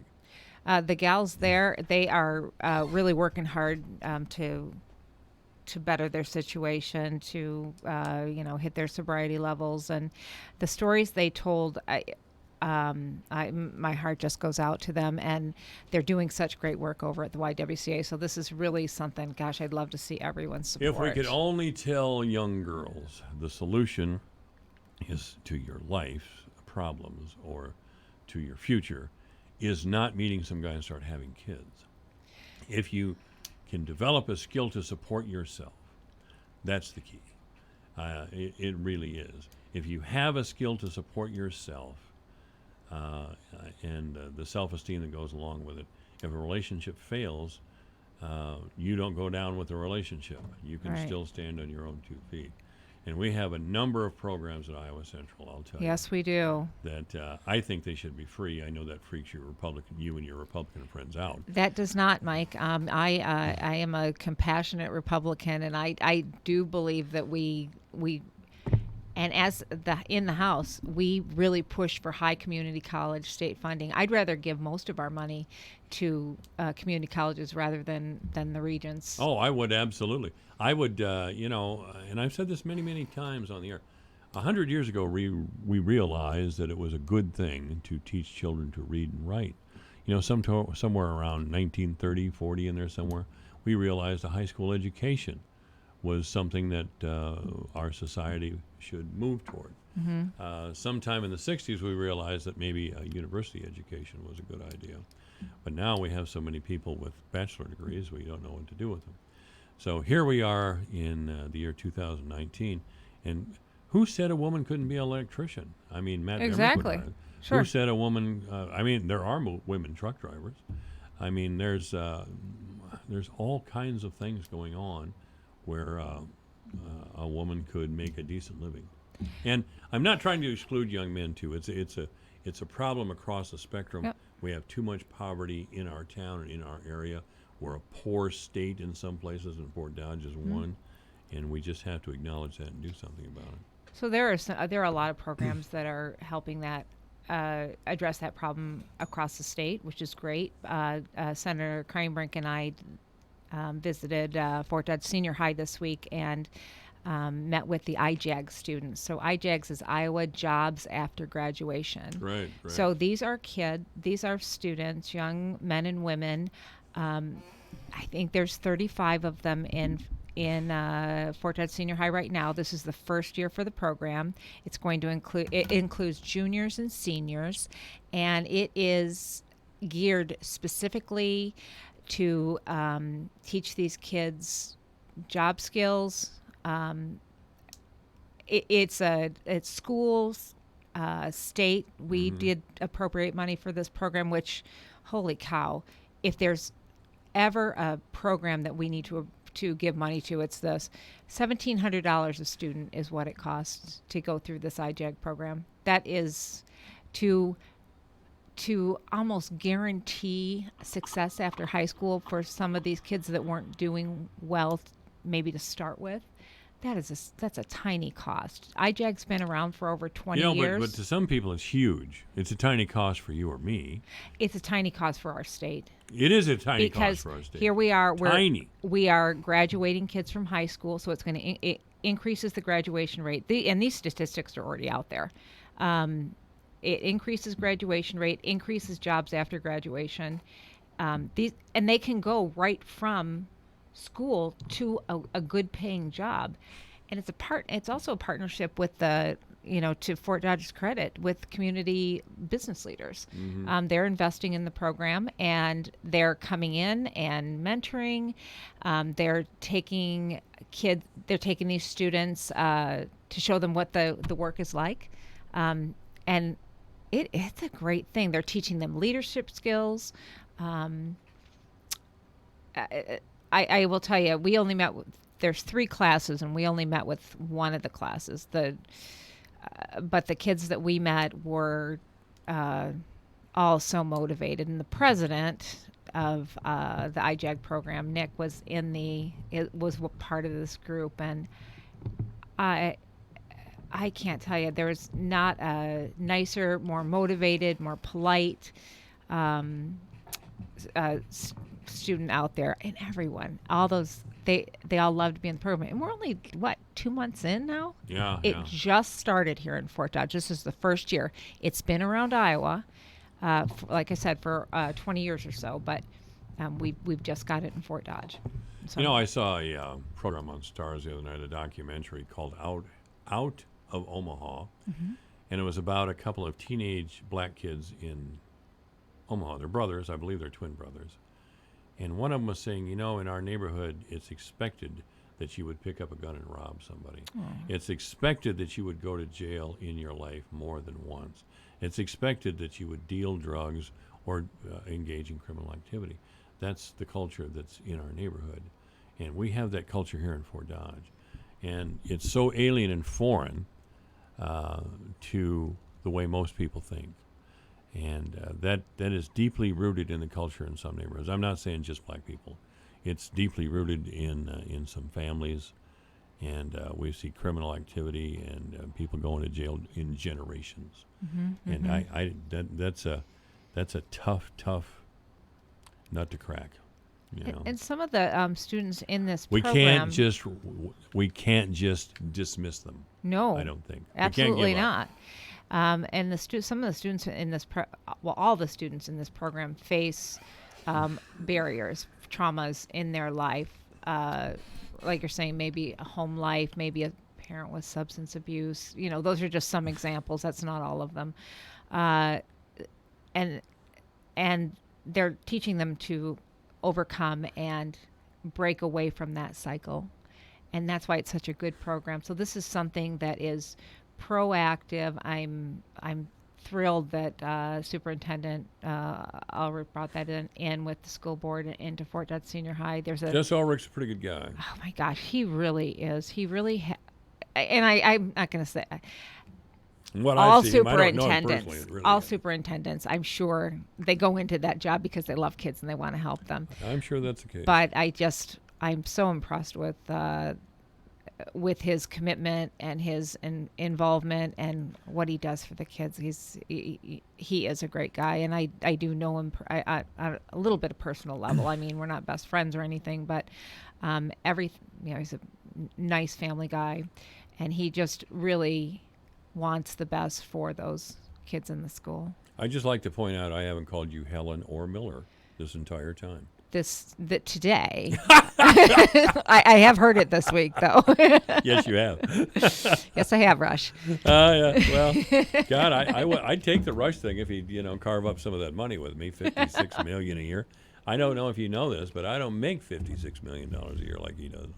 Really? Alpha Media is not paying you what you're worth? Not doing it. I think they should or make an effort to get a little closer, but no, I haven't seen the enthusiasm for that idea as of yet. All right, Representative Ann Meyer is our guest. I should have asked if anybody wants to call, so I will now. If you have a question or comment for our state representative, Ann Meyer, 515-955-1400. That's 515-955-1400 if you have a question. We're a couple of months out from the session. Yes. The legislative session. And do you know what's going to be pushed this time around? I was just on the phone. Maybe you heard. I know you listen every now and then. But I was talking with our friend Janice Valentine, who's the greatest, of course. And I really think our judicial system is not serving us. Top to bottom. I just believe it is stuck in the past as well. You know, sometimes these institutions, especially institutions of government, get so set in their ways that you cannot move them. And I was talking with Janice about this Mr. Rivera, who was an illegal who came to our country. And it is alleged that he killed a 20-year-old girl running down the road, a gravel road in Iowa. Now, we can't have 20-year-old girls outside of small towns in Iowa looking over their shoulder. We can't have that. That's not what we do in the state of Iowa. We do not allow somebody to come into our area and commit murder and assault and that sort of thing. The attorneys are fighting like hell, and they're using taxpayer money to do that. They are recruiting somebody from Michigan State University who's supposedly an expert in dream analysis and sleep deprivation at quite a bit of money, for God's sake. Oh, I haven't been following that story. Well, I have been, but it's just an illustration, and this is one of many illustrations. And I'm not suggesting that we don't assume innocence. I am not suggesting that every single defendant, especially charged with a capital crime, isn't deserving of a zealous representation. Absolutely. I am suggesting that our judicial system and the judiciary, the way it works now, is not working. Not only are we spending way too much money on this particular case, but as you remember, we had a fiend who had a long and violent history be paroled from prison and then kill a girl down in Dayton, 15 years old. And he'd have killed the other girl, too. Yeah. If that girl, thank God she got away. I remember that vividly. Yeah, right. We had that young guy over in eastern Iowa, a very wealthy family, had beer cans in his pickup truck, and he ran into the back of a tractor and killed a 66-year-old man. He did the legal. He immediately called his attorney, apparently while he was still on the site, and he waited till the ambulance got there, and then he went home and locked himself in the house and wouldn't talk to law enforcement people. Now, he didn't spend a day in jail, not a single day. Mm-hmm. You know, really, if it had been you or I, especially me. Me too. we'd have been off. We'd have been off to jail. You know. Yep. And there was these are things that can be corrected, but the system, especially the judicial system, seems, well, it doesn't seem, it is. It will push back strongly on any idea of what I call reform.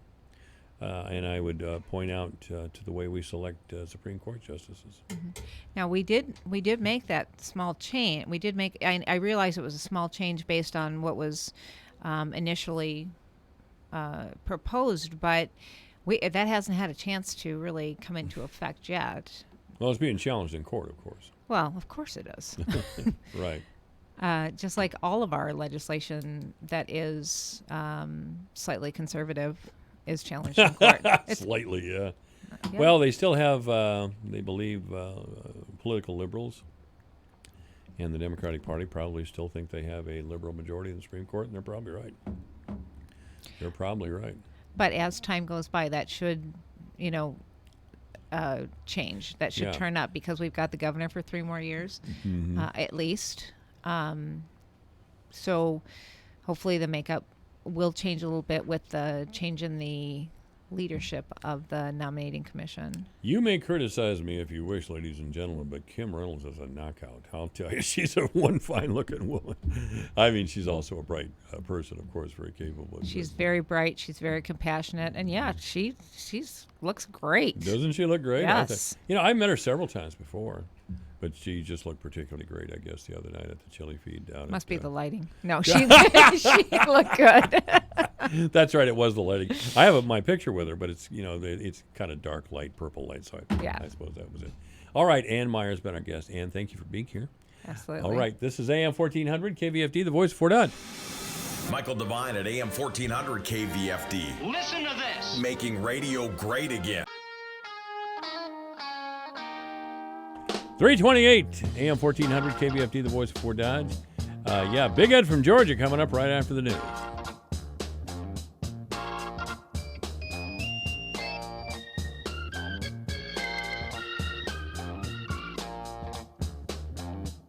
Now, we've all heard this way too often. Like car, but you must act now, because these deals won't last long.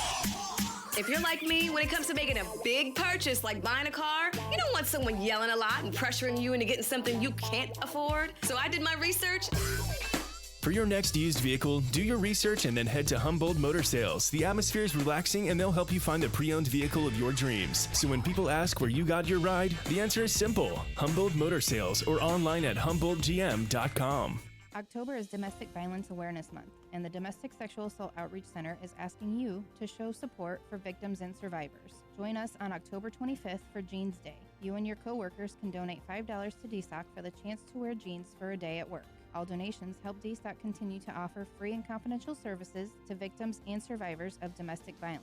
If your workplace would like to participate, or if your workplace doesn't allow jeans but you would still like to support us, we have other options. Call 955-2273. Your news, your town, your station.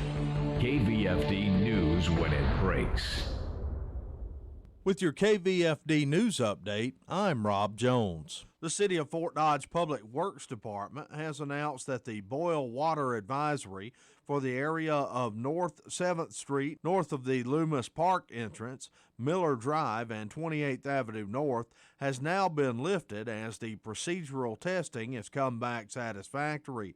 That area was placed on the advisory Tuesday as the city experienced a water main break. In sports, week number 8 of high school football action coming your way, the regular season winding down, so every game means that much more in terms of playoff implications. All 4 games are a 6:45 pregame with a 7 p.m. kickoff, and all 4 are available on our streaming platform at yourfortdodge.com. Join veteran sportscasters Mark Williamson and Brian Peters on 105.9 The Beach as they bring you the call of South Central Calhoun hosting Eagle Grove. The Titans of South Central Calhoun are undefeated and allowing under 5 points per game defensively. The Titans can win the district championship with a win tonight. Coach Brian Case says the goal for his team the remainder of the year is to put together a complete game. In the last 2 weeks of the regular season is to start playing at a high level for 4 full quarters. So we're hoping that's going to happen here tonight against Eagle Grove. On Sunny 99.7, the St. Edmund Gales are on the road at Alta Aurelia. Greg Woods will have the call of the game as the Gales are 2-5 on the year, coming off a 21-14 home loss to Ridgeview last week. Alta Aurelia is 4-3 on the year, coming off a loss at IKM Manning, 21-7. Over on 92 Rock, the Fort Dodge Dodgers are back at home after 2 straight road games. They'll host Sioux City West. The Dodgers are 4-3 on the season, trying to break a 3-game losing skid. The Dodgers are needing to win out to have a shot at an at-large bid in the playoffs.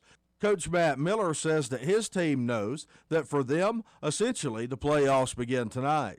Yeah, they start tonight, and our kids are aware of that, and I'm looking forward to seeing how they come out with a sense of urgency and get going with it. It'll be real interesting to see how our kids react. Our week of practice has been good. Join Dan Johnson on the call of the Central Iowa Area Showcase game on Mix 94.5. This week's featured matchup, Manson Northwest Webster at Ridgeview. Manson Northwest Webster is coming off a loss last week, 8-0 to Sioux Central. Ridgeview coming off a win last week, their first one of the season, knocking off St. Edmund 21-14. For KVFD from the Jerry Sheeter Newsroom, I'm Rob Jones. Here's the AM 1400 KVFD weatherology forecast. A wind advisory continues until 6 p.m. this evening. Mainly clear skies this afternoon with daytime highs approaching 70. Winds out of the south 20 to 30 miles per hour. Chance for scattered showers tonight, lows dip down to about 49. Overcast. Chance for scattered rain showers tomorrow, 66. From the Weatherology Weather Center, I'm meteorologist Jennifer Wojcicki. Currently, it's 73. Here's a look at how the markets closed today. December corn down 3 3/4 at $3.91. March down 3 3/4 at $4.02 3/4. May corn down 3 1/4 at $4.09 1/2, and July down 2 1/2 at $4.15 1/4. November soybeans up 2 1/2 cents at $9.34. January up 2 1/4 at $9.47 1/2. March up 2 1/4 at $9.59 1/4. May up 2 1/4 at $9.67 1/2. December wheat closed up 6 3/4 at $5.32 1/4. Soybean meal up $1.70 a ton at $3.0850. October live cattle down $1.92 at $110.47. December down 75 at $113.62. October feeder cattle down 70 cents at $143.50. November down $147 at $142.85. December lean hogs down 20 cents at $67.95. February down 17 at $77.47. I'm Dwayne Murley. How can blockchain technology help consumers? I'm Julie Harker with Healthy Living on Brownfield. Blockchain is in the early stages of being adopted by the food industry. Sherry Rogie Fiddler with the Family Farms Group says her companies are focusing on blockchain for farm legacy, profitability, and trust, with only 30% of consumers trusting their food system. And if you just think about the word blockchain, it really is the links of information across the whole supply chain coming to the consumer and the trust that the consumer can put in that information because of how blockchain and other distributed ledgers work, where the information is encrypted and any changes have to occur by consensus, so somebody can't just go in there and change the information. She says there's a lot of interest in blockchain technology for the traceability benefits benefits. And any of the kind of food recalls that have happened so that they can find the source. And here's how it could work. Let's imagine the consumer in the store picking up something they want to buy, and that either the store or their smartphone provides all of that information in a digital label. So it's literally from the very beginning, from the farm, all the way through when it leaves the farm, when it gets processed, when it gets transported, when it gets made into, whether it's the bread or it could be, eggs or animal protein, all of that process to get it to the store, and that the consumer can see all of that information that they want and can filter it out as well. I'm Julie Harker with Healthy Living on Brownfield. Some measure success by Italian suits, corner offices, and luxury yachts. Farmers measure success differently. It's breathing fresh country air, taking care of the people you love, and knowing how to measure success in your soybean acres. That's smart. With Credenz soybeans, you get a precise variety bred to fit your acres. And that Credenz variety comes with agronomic expertise and local insights from your BASF team. So plant your sign of success. Talk to your authorized Credenz retailer or local BASF seed advisor. Always read and follow label directions. Farming. It's genetics. It's what you are, who you are, what you're made of. It's agronomy, local knowledge of your land and having the tools to put the right product in the right place. It's built on service, with trust, grit, and determination. Because what it takes to make the best product is a lot like what it takes to make a farmer. Golden Harvest, rooted in genetics, agronomy, and service. Talk to your local Golden Harvest seed advisor or visit goldenharvestseeds.com. From gooey grilled cheese sandwiches on Dakota-style 12-grain to peanut butter and jelly on Kids' Choice soft white bread. Kids of all ages want simple, comforting food that remind them of mom's home cooking. Country Hearth was born from that nostalgia and commitment to simplicity. Baked locally using natural ingredients like whole grains and honey, our breads are delivered fresh daily to grocery stores throughout the Midwest. Country Hearth Breads, baking our best for you. The General Store sells quality used clothing and household goods. Proceeds from their sales go for people supported by the nonprofit organization One Vision. One Vision provides services to nearly 600 people with special needs in 30 Iowa communities. One Vision finds them affordable, safe housing in their communities, including Clear Lake, Mason City, Garner, Forest City, Osage, Eagle Grove, Webster City, Humboldt, and Fort Dodge. Every purchase you make at the General Store helps the people served by One Vision. Shop the General Store, Fort Dodge. We are the land of the free because of the brave. Alpha Media and Graham Tire want to thank our local military men and women for their service. Our Wall of the Brave is currently displayed at Graham Tire of Fort Dodge. We invite you to stop out to Graham Tire and sign the wall as a show of support for our military. This special Veterans promotion is sponsored by Graham Tire of Fort Dodge, Farm Nutrients, Advanced Heating and Cooling, River Valley Winery and Orchards, the Co-op Bar and Grill, and Alpha Media Fort Dodge. Connect to this radio station from all across the country. Take us to the gym, shopping. How about a road trip? Listen to us now on the free iHeartRadio app. You'll never miss a moment with your favorite radio station. Download the free iHeartRadio app and search for this station so we can go wherever you want us to. Michael Devine, the Doctor of Truth. Does anyone have anything they'd like to confess? At AM 1400 KVFD. All right, this is AM 1400 KVFD, the voice of Fort Dodge. I'm Michael Devine, and welcome to Friday afternoon. Coming up at the 4 o'clock hour, of course, Nevin Mulholland and Randy Coleman will talk sports. Man, I thought the New York Yankees and the Nationals would be playing in the World Series already, but the Astros are not going to let go. As a matter of fact, the Stros may win it. It's looking now like the Astros and the Nationals will be in the World Series. And, of course, I don't know anything about the Nationals again this year. I know a little bit more about the Astros because they won a couple of years. They won the series a couple of years ago. But I was really kind of looking for the Yankees to be in it, and they're not. Their pitching hasn't held up. And, of course, the Astros have great pitching, terrific pitching. And CC Sabathia apparently pitched his last game. His arm, he was pitching in the eighth inning the other night, and his arm started to bother him. And he came out of the game, and, of course, he was very emotional because he knew that was it. He had said he was retiring at the end of this year, and with his arm injury now, yeah, he's done, which, he just didn't look like a professional athlete. CC Sabathia, if you know who I'm talking about. He's a big guy, wears his cap a little off center, and he's got a gut. But, man, he can throw the ball. He can throw that baseball by you, boy, make you look like a fool. So I would still like to see the Yankees in the World Series, but those chances of that happening are fading. I thought the Cardinals might even get in the World Series this year, but, man, the Nationals crushed them. Not that the Cardinals didn't come from behind. I mean, the Cubs were, 4 games in front about the 1st of August, and the Cardinals just kept coming, and the Cubs just kept fading. And the Cardinals made it into the playoffs, and the Cubs didn't. And I don't know what's happening with the Cubs now. They fired Joe Madden, of course. And maybe that's the right way to go, but Madden is... I have to remind my fellow Cub fans that between 2010 and 2015, the Cubs were terrible. The Cubs were the Cubs. They had losing seasons every single year, that 5-year spread. Joe Madden showed up, and by 2016... they were World Series champions, but, man, we've had a rough time since then.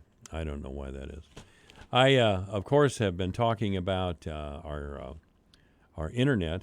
You know, I can get television anywhere. I can get it from Dish, Direct. I can, Mediacom. I have Mediacom, as a matter of fact. And I'm okay with Mediacom television for the most part. But really, I could get rid of all of them and just put up an antenna. I could. I couldn't get Showtime, I suppose, but do I really need Showtime? Do I really need it? But what I really need and what we all really need, what business needs, what we need in our private homes, is Internet service, fast Internet service, and most importantly, good customer service. Now, I went to the Broadband Forum last night, held by the people of Webster Exercising Responsibility. That was formerly Well-Informed Webster People.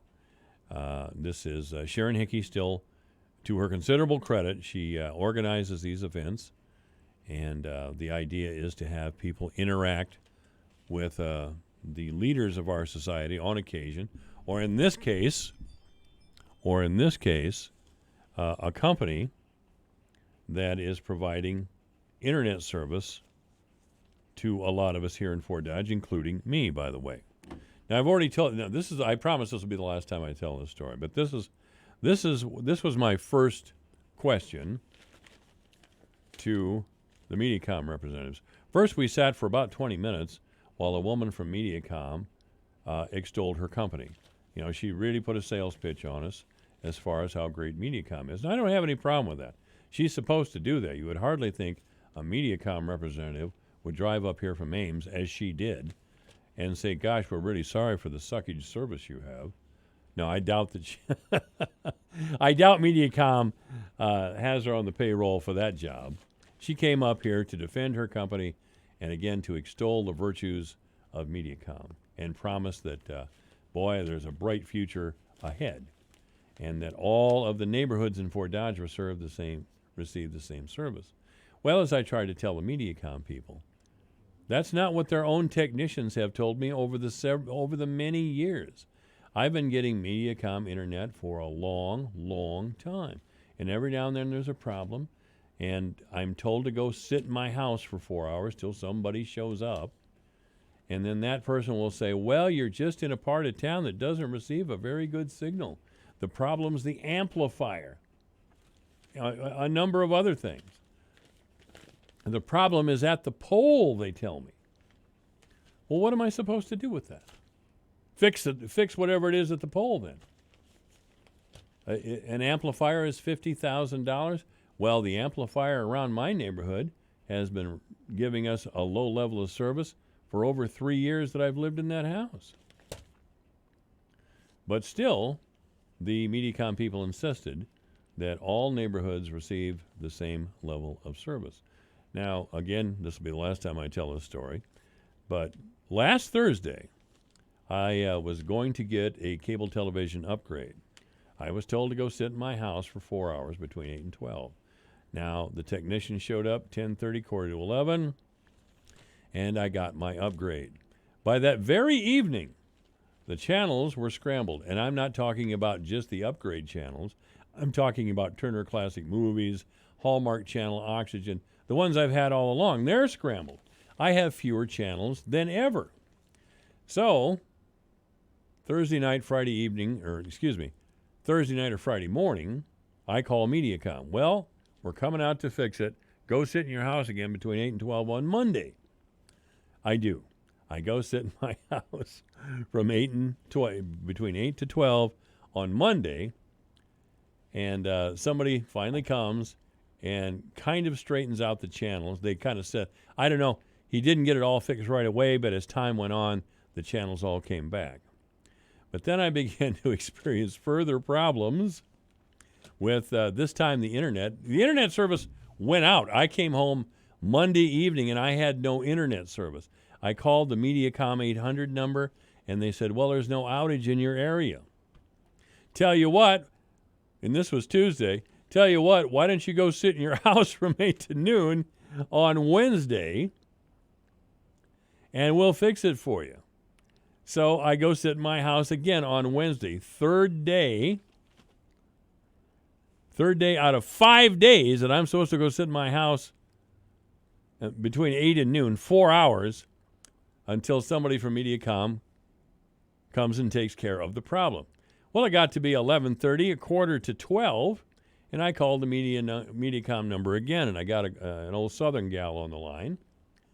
And she's telling me, well, we believe that unit is coming out to take care of you, but if he shows up at noon and starts work, well, that's just the way it is. Well, I'd had about enough of that, so I said, yeah, okay. Well, he showed up before noon and fixed the problem. But that is horrendous service.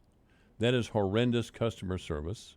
And I brought it up last night, and the operations manager of MediaCom in this area told me, well, we do that so, in case one stop takes longer than the next stop, we don't have to call you and tell you that it's going to be later.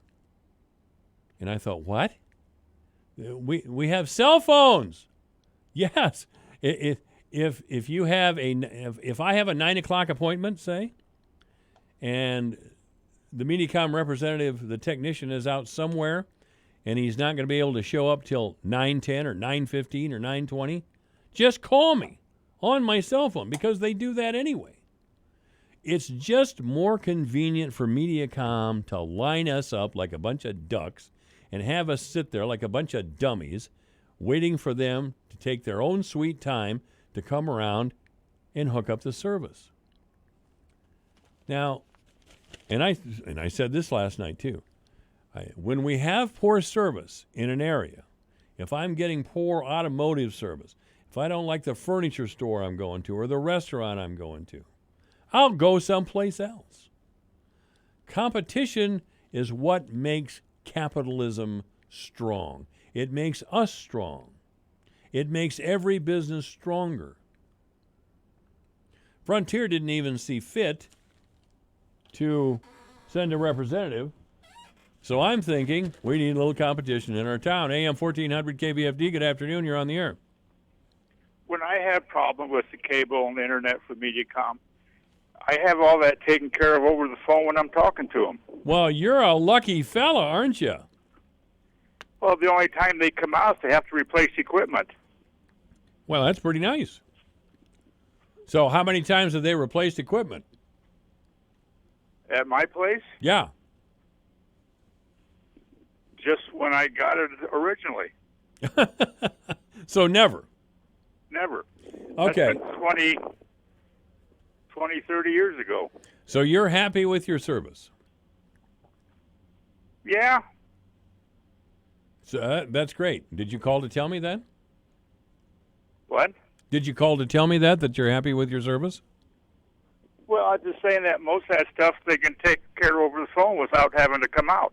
Well, they always try that with me. Try to take care of it over the phone. It usually means going to my modem and unplugging it and these sorts of things. And there's a few other things that they try. But if they can't get it fixed over the phone, as happened in my case, then they tell me to go sit in my house for 4 hours and wait for a technician to take care of it. Of course, they try to take care of it over the phone. That would make sense. But what do they do when they're there? Well, I don't know. I'm not a technician. they'll come in and look at, well, the last guy came in, he looked at things, he said, I got to go out and check what's on the pole.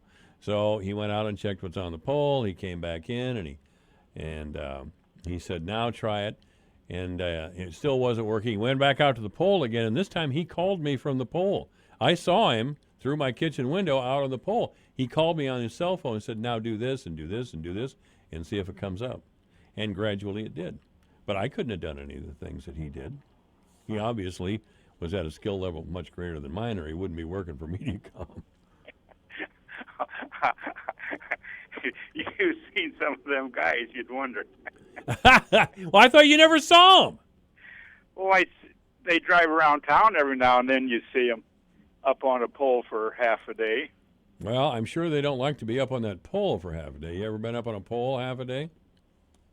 Oh, not a half a day. Yeah, well, I've been on them a couple of times in my youth, and even put on the spikes and climbed a pole a time or two. Man, that's tough work.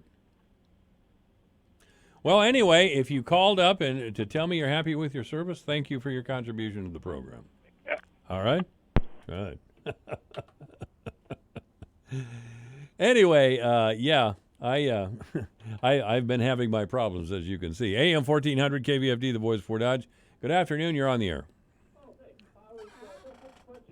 Hello. Ford Dodge has a franchise with MediaCom, and I was wondering how much longer we have to abide by that franchise. Just a second. Would you start again, because I didn't have the right switch thrown for you here. In the first part of what you were asking, didn't go over the air or into my ears. Could you ask the question again, please? Of course. The city of Fort Dodge has a franchise with MediaCom that no other cable service can come in. The franchise was signed quite a few years ago, and I was wondering what the term or the length of this franchise is. And the second question would be, is the city of Fort Dodge still receiving benefits from our cable bills that are given to the city for having this franchise? Does anyone know that? You mean the franchise fee ripoff? Yep. Where MediaCom and really the cable company before that, and that was at the behest of the city council at the time, who had some real shady characters on it. Believe me. Yeah, I was just wondering what the city of all of our cable bill cost, our bills, how much is given to the city, and how much longer does the franchise? Are we tied up with the franchise? Well, I asked last night if MediaCom had a state franchise that prevented the others in the state from having a cable system. MediaCom was the sole cable provider. I was told that wasn't the truth.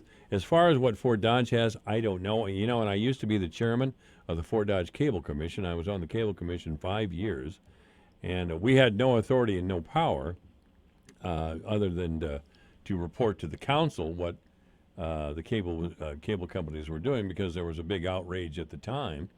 And what the council, again, a totally different group of people, but some shady ones on that council, what the council was mainly concerned about was preserving, well, they didn't want to do anything as far as customer service except huff and puff.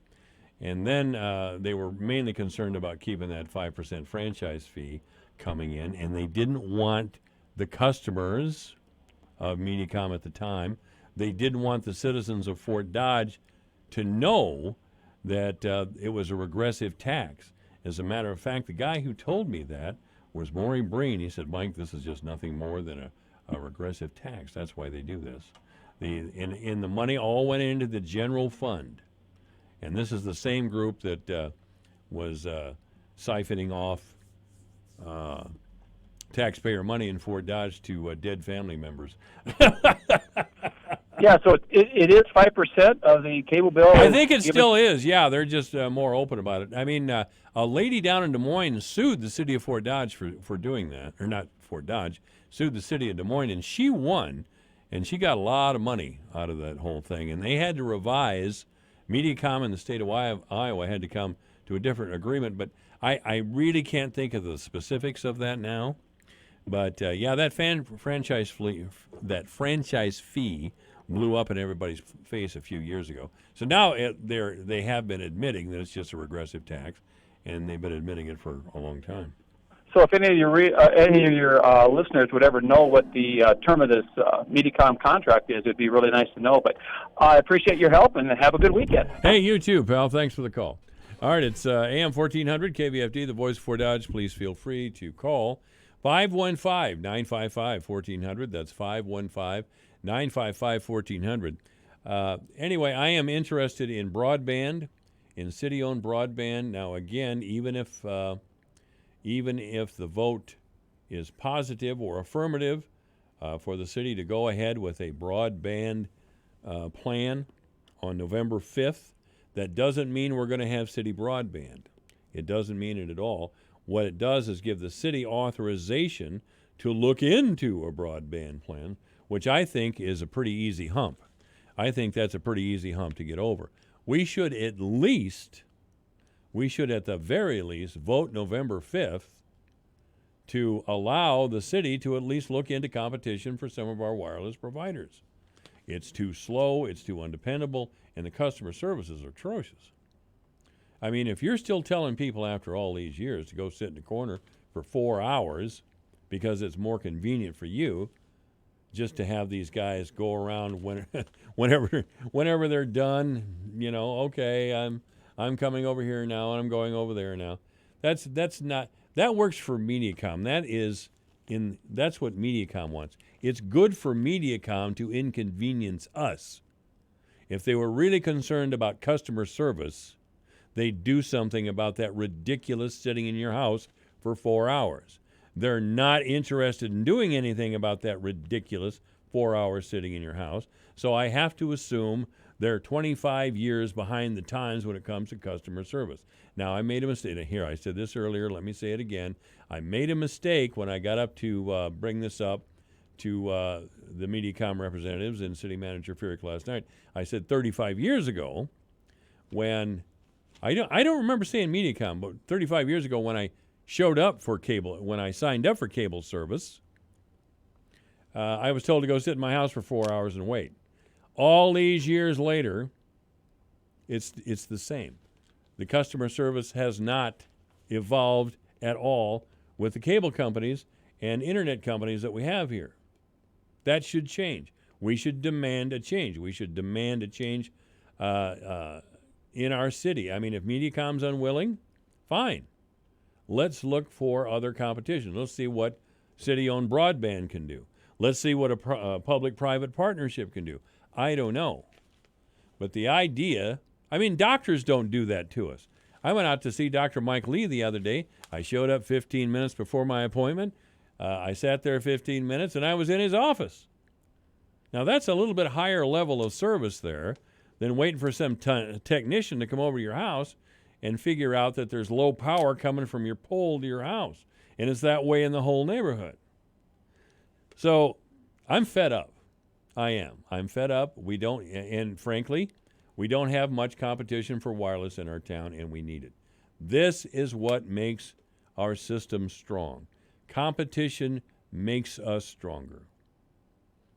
There's competition in advertising, the business I'm in, certainly. We have a number of car dealerships, quality car dealerships in our town. If you don't like one, go to the next. If you don't like a furniture store, if you don't like this, that, or the other thing, go to another one.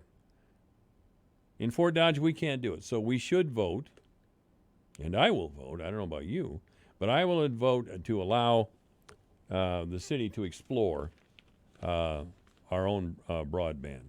Now, to finance the construction of a broadband utility, the city would borrow money, and they would do it by issuing revenue bonds and then pay off the debt with the monthly bills of the customers.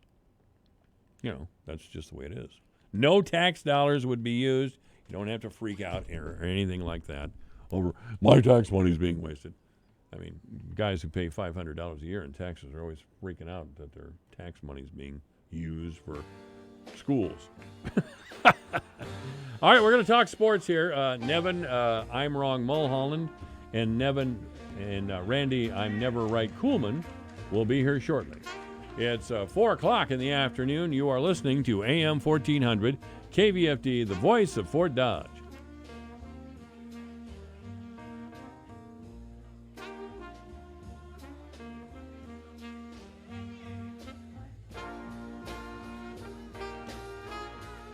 Hi, this is Gary Rima, the voice of the University of Northern Iowa Panthers, and this is the home for Panther Sports, the voice of Fort Dodge, KVFD, Fort Dodge.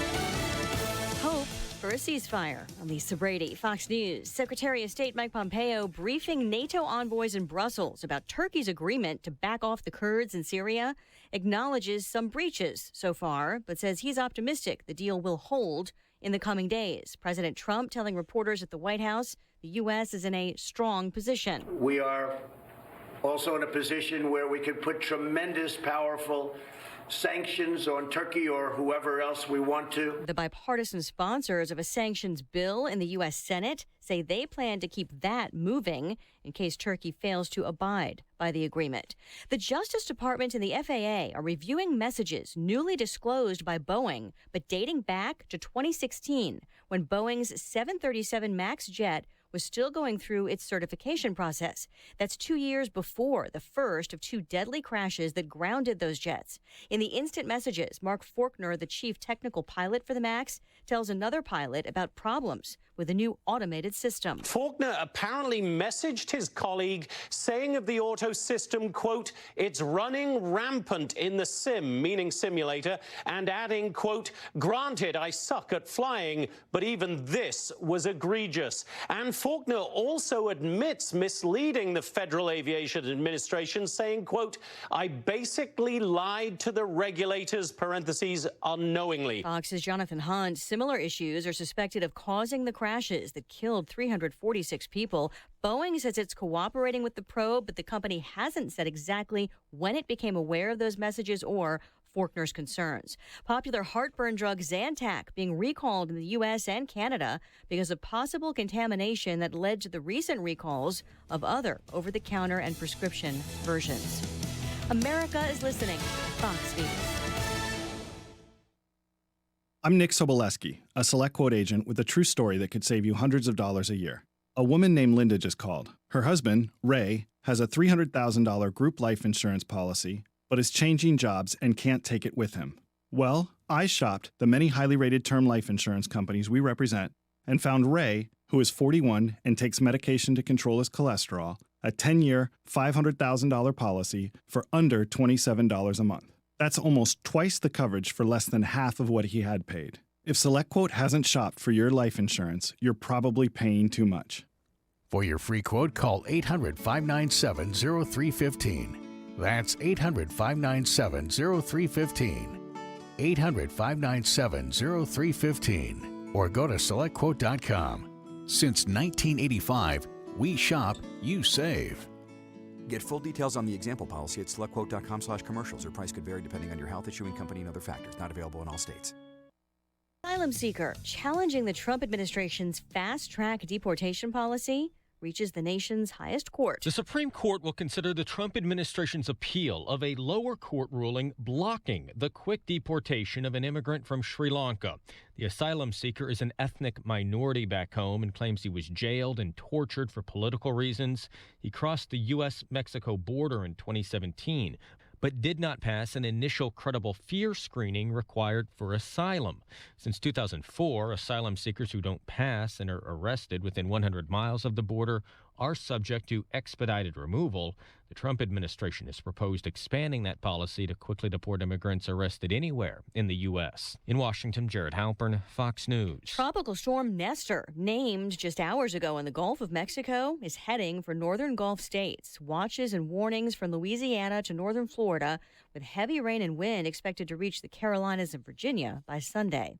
Actress Suzanne Summers getting mixed reactions for the photo she shared for her 73rd birthday in her birthday suit on Instagram. The image shows the star in Palm Springs, California, sitting in a field covering her chest. Some applauding her, calling her an inspiration, showcasing the importance of loving our bodies at any age. Others slamming her, telling her to show some class or act her age. Summers, who was diagnosed with breast cancer in 2000, seemingly not fazed by backlash, recently revealing to People magazine she decided against chemotherapy treatment and instead changed her lifestyle, removing toxic chemicals from her home. Fox's Kristen Goodwin. The Houston Astros 1 win away from a trip to the World Series, while the New York Yankees try to stay alive, down 3-1 in the American League Championship. Game 4 is tonight. A slide on Wall Street to finish the week. The Dow dropped 255. This is Brady. This is Fox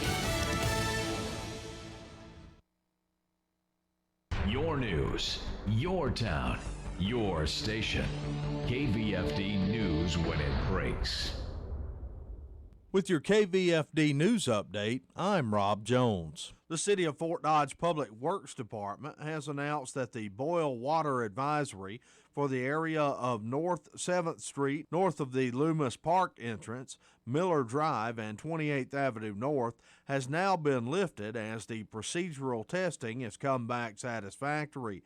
That area was placed on the advisory Tuesday as the city experienced a water main break. In sports, week number 8 of high school football action coming your way. The regular season winding down, so every game means that much more in terms of playoff implications. All 4 games are a 6:45 pregame with a 7 p.m. kickoff, and all 4 are available on our streaming platform at yourfortdodge.com. Join veteran sportscasters Mark Williamson and Brian Peters on 105.9 The Beach as they bring you the call of South Central Calhoun hosting Eagle Grove. The Titans of South Central Calhoun are undefeated and allowing under 5 points per game defensively. The Titans can win the district championship with a win tonight. Coach Brian Case says the goal for his team the remainder of the year is to put together a complete game. In the last 2 weeks of the regular season is to start playing at a high level for 4 full quarters. So we're hoping that that's going to happen here tonight against Eagle Grove. On Sunday 99.7, the St. Edmund Gales are on the road at Alta Aurelia. Greg Woods will have the call of the game as the Gales are 2-5 on the year, coming off a 21-14 home loss to Ridgeview last week. Alta Aurelia is 4-3 on the year, coming off a loss at IKM Manning, 21-7. Over on 92 Rock, the Fort Dodge Dodgers are back at home after 2 straight road games. They'll host Sioux City West. The Dodgers are 4-3 on the season, trying to break a 3-game losing skid. The Dodgers are needing to win out to have a shot at an at-large bid in the playoffs. Coach Matt Miller says that his team knows that for them, essentially, the playoffs begin tonight. Yeah, they start tonight, and our kids are aware of that, and I'm looking forward to seeing how they come out with a sense of urgency and get going with it. It'll be real interesting to see how our kids react. Our week of practice has been good. Join Dan Johnson on the call of the Central Iowa Area Showcase game on Mix 94.5. This week's featured matchup, Manson Northwest Webster at Ridgeview. Manson Northwest Webster is coming off a loss last week, 8-0 to Sioux Central. Ridgeview coming off a win last week, their first one of the season, knocking off St. Edmund 21-14. For KVFD from the Jerry Sheeter Newsroom, I'm Rob Jones. Here's the AM 1400 KVFD weatherology forecast. A wind advisory continues until 6 p.m. this evening. Mainly clear skies this afternoon with daytime highs approaching 70. Winds out of the south 20 to 30 miles per hour. Chance for scattered showers tonight, lows dip down to about 49. Overcast. Chance for scattered rain showers tomorrow, 66. From the Weatherology Weather Center, I'm meteorologist Jennifer Wojcicki. Currently, it's 73. Need a new roof? Have you considered that there's very few roofers to choose from, and come September, everyone at once will decide their roof must be completed before winter? The last thing you want is the winter roof that will never seal properly, or an improperly installed roof done by a contractor you may never see again. Don't wait any longer. Call Hahn Roofing today, and in most cases, they can start your project within 2 weeks and finish within 1 or 2 days. Call Hahn Roofing today for your free estimate. 515-573-7440. That's Hahn Roofing, 515-573-7440. If you're persuasive, if you're persistent, if you're prepared, I'd like to talk to you about becoming an account manager with Alpha Media. I'm Chris Ball, Director of Sales. As an account manager, you'll have an opportunity to get out of the office and work face-to-face with local businesses to help them expand through marketing on our 7 radio stations. Experience is preferred, but we'll train the right candidate. Isn't it time you really enjoyed your career? Call me at 955-5656 to schedule an interview. Alpha Media is an equal opportunity employer. Michael Devine and Nevin Mulholland talking sports on AM 1400 KVFD. That's right, we're talking sports, AM 1400 KVFD, the voice of Fort Dodge. Now, this again is another live show. We didn't record this one in the morning. We're actually here. So if you'd like to join the sports program today, it's 515-955-1400. Joining me as usual, Randy, I'm never right, Kuhlman, and Nevin, I'm always right. Mulholland. Thank you. I really thought the Yankees would be in the World Series. Really thought the Yankees would be in the World Series. Oh, they're not. They haven't. Oh, come on, look at that they're lineup. Beat. But Houston's a. Well, that's what happened. I mean, the pitching is Houston's pitching is ridiculous, and the bats came to life. I mean, the Yankees do not have nearly the pitching that the Astros do. They're 3-1 in the hole. The Yankees are you're right. They don't have the starters that the Astros do. Their bullpen was very good all year, and it's pretty formidable. You talking about the Stros or the Yankees? Their bullpen. They have a great bullpen, but their starters are not nearly as. They're not as good as Houston's. No, they certainly are not. Yeah. Verlander and Garrett Cole, my God, they're well, good. But the good news is the Cardinals made all of us in the Central Division proud in the National League. I don't think we can talk about it. As Cub fans, we cannot talk about a collapse because we had it. I thought we were cruising to the Central Division title in the first week of August. Year? Yeah, I never thought that we were cruising anywhere, but well, as it turned out, it was a struggle for survival going into August, and by the time Labor Day rolled around, it was over. No, we were still in position, Mike. We were beat. Not until the last week of the season is when we went down in flames. I'll say the last 2 weeks. Yeah, they lost 9 in a row. Yeah, that's where it all flipped on us. We're still leading the division at that point. Well, by not very much, and I agree, not by. That's what I mean. I never thought we just never had it in the bag, and we never were cruising. We just couldn't get out of our own way half the time. Yeah, that crucial. Well, they have a 7-game series with the Cardinals and lost them all. That was all at the end of the year. That was pathetic. It was very pathetic. But the way they started to look good, but it just didn't happen. But anyway, I can thank God and all my relatives who are in heaven for keeping the Cardinals out of the series. Well, I mean, I didn't care, but I mentioned that to our good Cardinal friends, and of course, that gets them lathered up right away. Does that get them going, does it? Well, sure. They have to talk to me about the Cubs. Yeah, and they've had a lot to talk about over the years. I have no room to talk, but I like to throw the grenade in the hole anyway. That's right. Lathered up. All right, you guys are basketball nuts, I know. So I will mention that Kansas is the preseason Big 12 basketball front runner. Look out, because this is one of Mulholland's teams. Well, we need the world is right again. The world. So. What are we going to do with the Hawkeyes? I'm not going to talk basketball long. There's plenty of time to talk basketball as we get into the season. I believe we all missed that Hawkeye pick last week. Yeah. Well, what do you mean, the football pick? Yes. Yes, we did. As I said at the time, it was an emotional decision. I just couldn't. I just couldn't pick Penn State, but they dominated. I mean, what a surprise that happened. I don't know if they dominated, but our offense was horrible. That's dominating. Randy, yeah, when the defense. What was the score? You remember? No, we got beat by 7, didn't we? No, less than that. Less than that? I think it was 12-7, but it wasn't that close. It required Smith to make one of the greatest catches I've ever seen for a touchdown late in the game. It really wasn't as close as the score would lead you to believe. I didn't think so. And I've been. You gave me Stanley Fever a couple of years ago, but he just hasn't come through. He just, you want to say, I know you want to start talking all these stats. I mean, there are criticisms of him. Randy's always criticized his foot speed, and that's fair. He doesn't, and in this day and age, especially with that offensive line going against Michigan and Penn State, you need to be able to move a little bit. And he is just a little heavy-footed. He is. But on the other hand, he's got a true gun on him. He can. He does. But is he accurate? Now, I know you're going to tell me he's accurate within 10 or 15 yards. And he is. But can he throw downfield with any accuracy? I haven't seen it. Oh, yeah. No, he's actually thrown the ball, I thought, this year accurately well. I think he struggles, though. I mean, he's inconsistent. Yeah. We had a touchdown on that slant pass there, and late in the third quarter. Guy's open by 2 steps, and he misses him by 6 feet. I mean. Yeah. Not real good in the clutch, is he? But no, I don't think that either. I think it's more pressure. No, I mean. You're just arguing to be arguing. No, I'm not.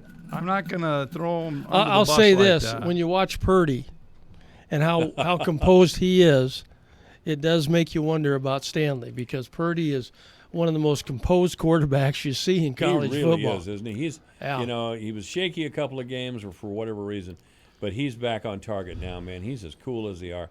Great arm, great. He can hit a receiver. I mean, and he can move. Plus, he's got really good vision. Because you don't see him lock in on his primary receivers. He looks around, he finds the open man, and he delivers the football. There's no argument about his composure. He is extremely composed, even when he's not playing well. That's what I like about him. This guy doesn't lose his cool. He stays with it. He grinds it out, and he gets it back together.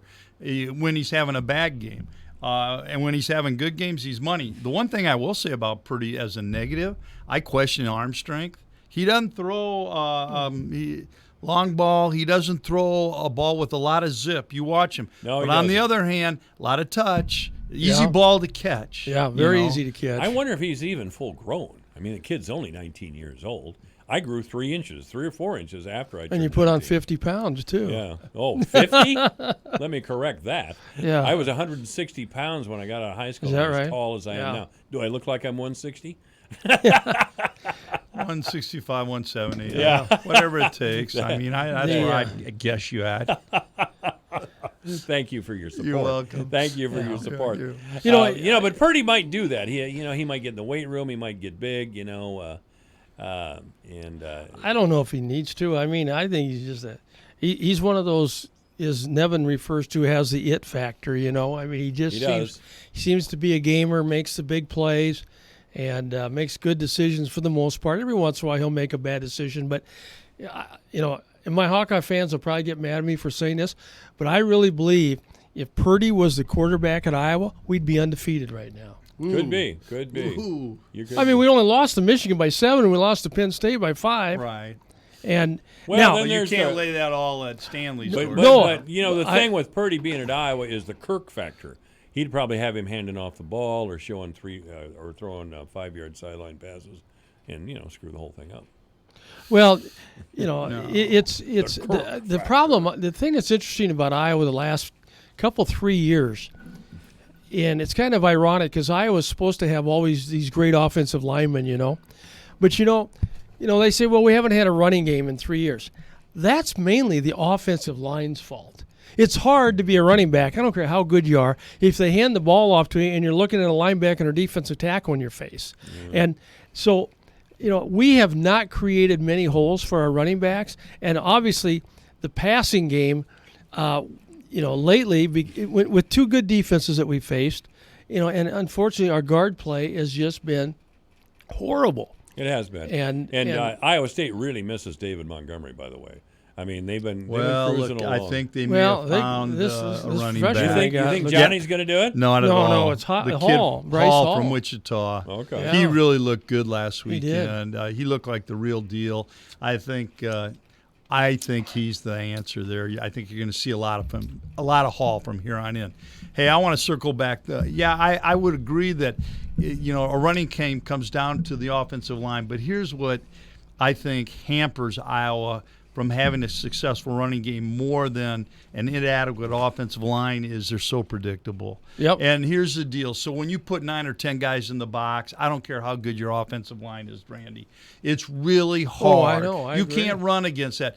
That's why I think going forward, I think it's important that they diversify those offensive sets more. They're doing a little of that, spreading the field, but they need to spread it and then run out of the spread. You've got to. They're just loading up too much against the Hawks. These teams are. I got to talk to you guys about this because I watched a little bit of the Kansas City-Denver game the other night, and I'm not big on either team. It was just football was on TV, so I was kind of watching it. And I know that Patrick Mahomes had been hurt. His ankle was in bad shape or something, and they're bringing him back, and the announcers are saying, "Oh, look at Mahomes. He's out there throwing a mean ball." He has a whip arm. I'll tell you, that kid. Tremendous arm. His dad was That's a major, an understatement. Yeah, his dad was a Major League Baseball player, and he's got that same long arm. Well, he throws, he's got it. Now, that's a real gun right there. That is a real gun. He throws off his back foot halftime and no problem. Yeah. So he's really getting to be the franchise. He's really getting to be the franchise.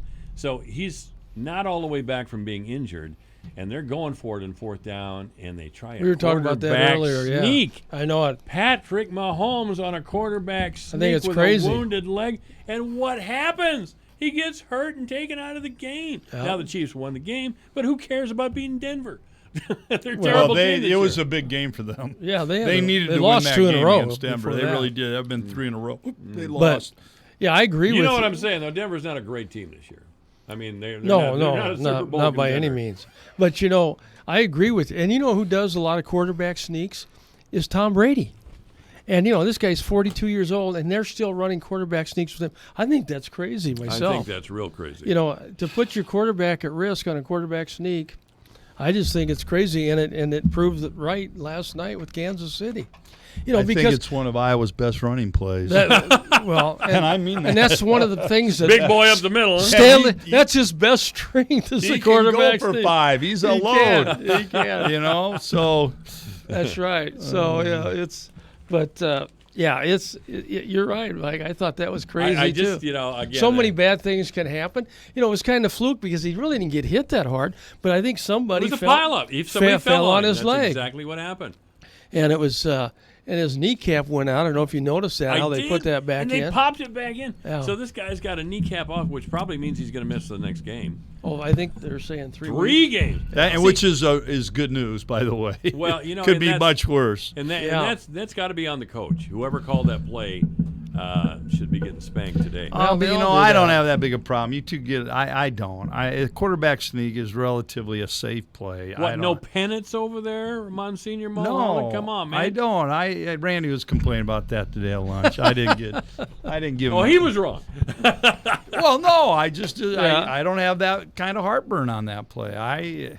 You thought it was all right to send a quarterback like that, who had just come back from an injury. Well, into he had, line but it on a was. That's fourth not down what. play. Yeah, it was an entirely new injury. The knee was, but I think that was just a freaky deal. I do. I think, you got a greater chance of getting injured dropping back to pass.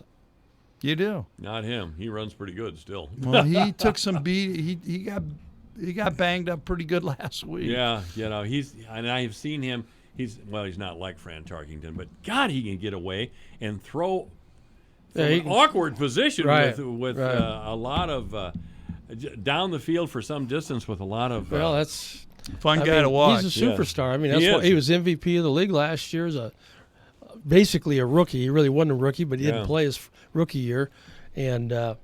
He's a phenomenal passer. Phenomenal talent, no question. I think it's interesting. I think it's interesting that none of us, and I mean America, didn't appreciate his talent when he's at Texas Tech. I watched him play. He had big numbers special, there. And didn't the Clones beat Texas Tech when he was there? Clobbered That's what I thought. But interestingly enough, KC was extremely higher on him and Andy Reid. So. They can judge talent, I guess. What team is Kareem Hunt with? I was thinking last night. He's with the Browns. Is he playing yet? Not yet. He's still ineligible. He's 7 or 8 weeks into the season. I think he got 8 games suspension. Okay, he's a tough running back, though. Oh, he's a good one. He's a tough. Well, and they have a good running back in Chubb, but they're not hitting on all cylinders. That's an understatement. And I'm sorry. I'm sorry for the city of Cleveland again. Do you guys still think that Kareem Hunt should have been cut by the team? I get it. I get it. I get the NFL has to take some sort of stand. Well, and the this team- wasn't a savage beating that Kareem Hunt gave anybody. He pushed a girl down and kicked her in the back who was harassing him, it looked like to It me. looked optics were horrible. It did not look horrible good. It optics. did not look good. Ladies and gentlemen, please don't get the idea that I have a soft spot for men who beat women. I think they're scumbags. If you're raising your hand to women, that's a terrible thing. But sometimes the punishment is way out there. Ray Rice disappeared. Of course, Ray Rice was a little bit over the top with what he did. That was horrible. Yeah, that was horrible. But again, with both cases, though, the irony is they were caught on video. Yes, had they not been caught on video, it probably been a different.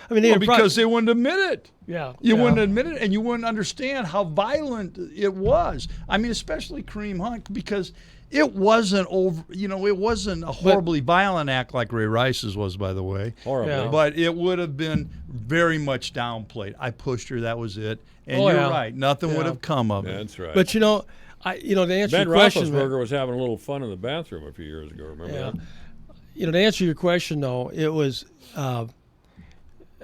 when they let him go. I mean, that was a Kansas City decision. It wasn't an NFL decision. Right. Because he's still in the NFL. Right. And he got an 8 games. To me, why not keep him, give him an 8-game suspension, and say if any other problems going forward, you're done. But I know I just thought.